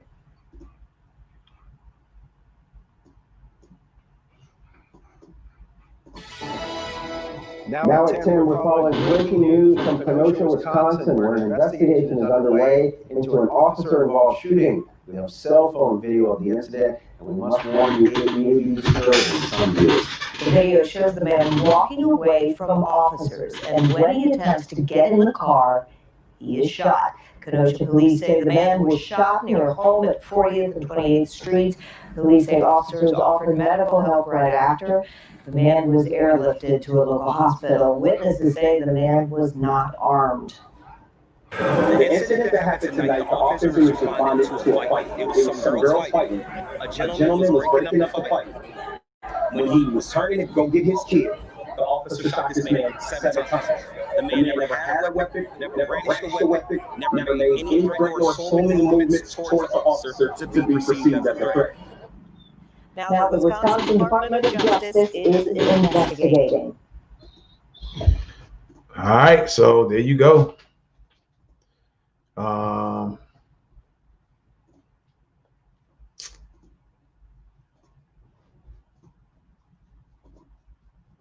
So this gentleman here, he said a lot of things that are being contradicted from the videos I played. In the police part. Okay, myself personally with another group of people. Okay, that are going to happen. They're going to happen. But what I'm saying is the situation that just happened in Wisconsin, let's not let the press get us out there rioting and tearing down our own neighborhoods. Okay, that's not this kind of case, guys. Okay, that's not this kind. You can argue all you want to, and I'm telling you what's going to come out of this thing. Those cops saw him reach for a gun. Bottom line. Now, all that's going to argue about it. You're going to say, well, he was unarmed. We don't know if he's unarmed or not. You don't know what he went in that car to do. Like I said in the beginning of this video, what do we go in our car to get if we're having a conflict with somebody? So we'll find out later on what ends up being the situation. Watch these old Negroes. Be careful about them. He said a lot of things that I played you several videos that contradict so far what he was saying. All right. So I'm going to leave it at that. I'm going to get out of here. And this one ends Thoughts of the Week, another episode, man.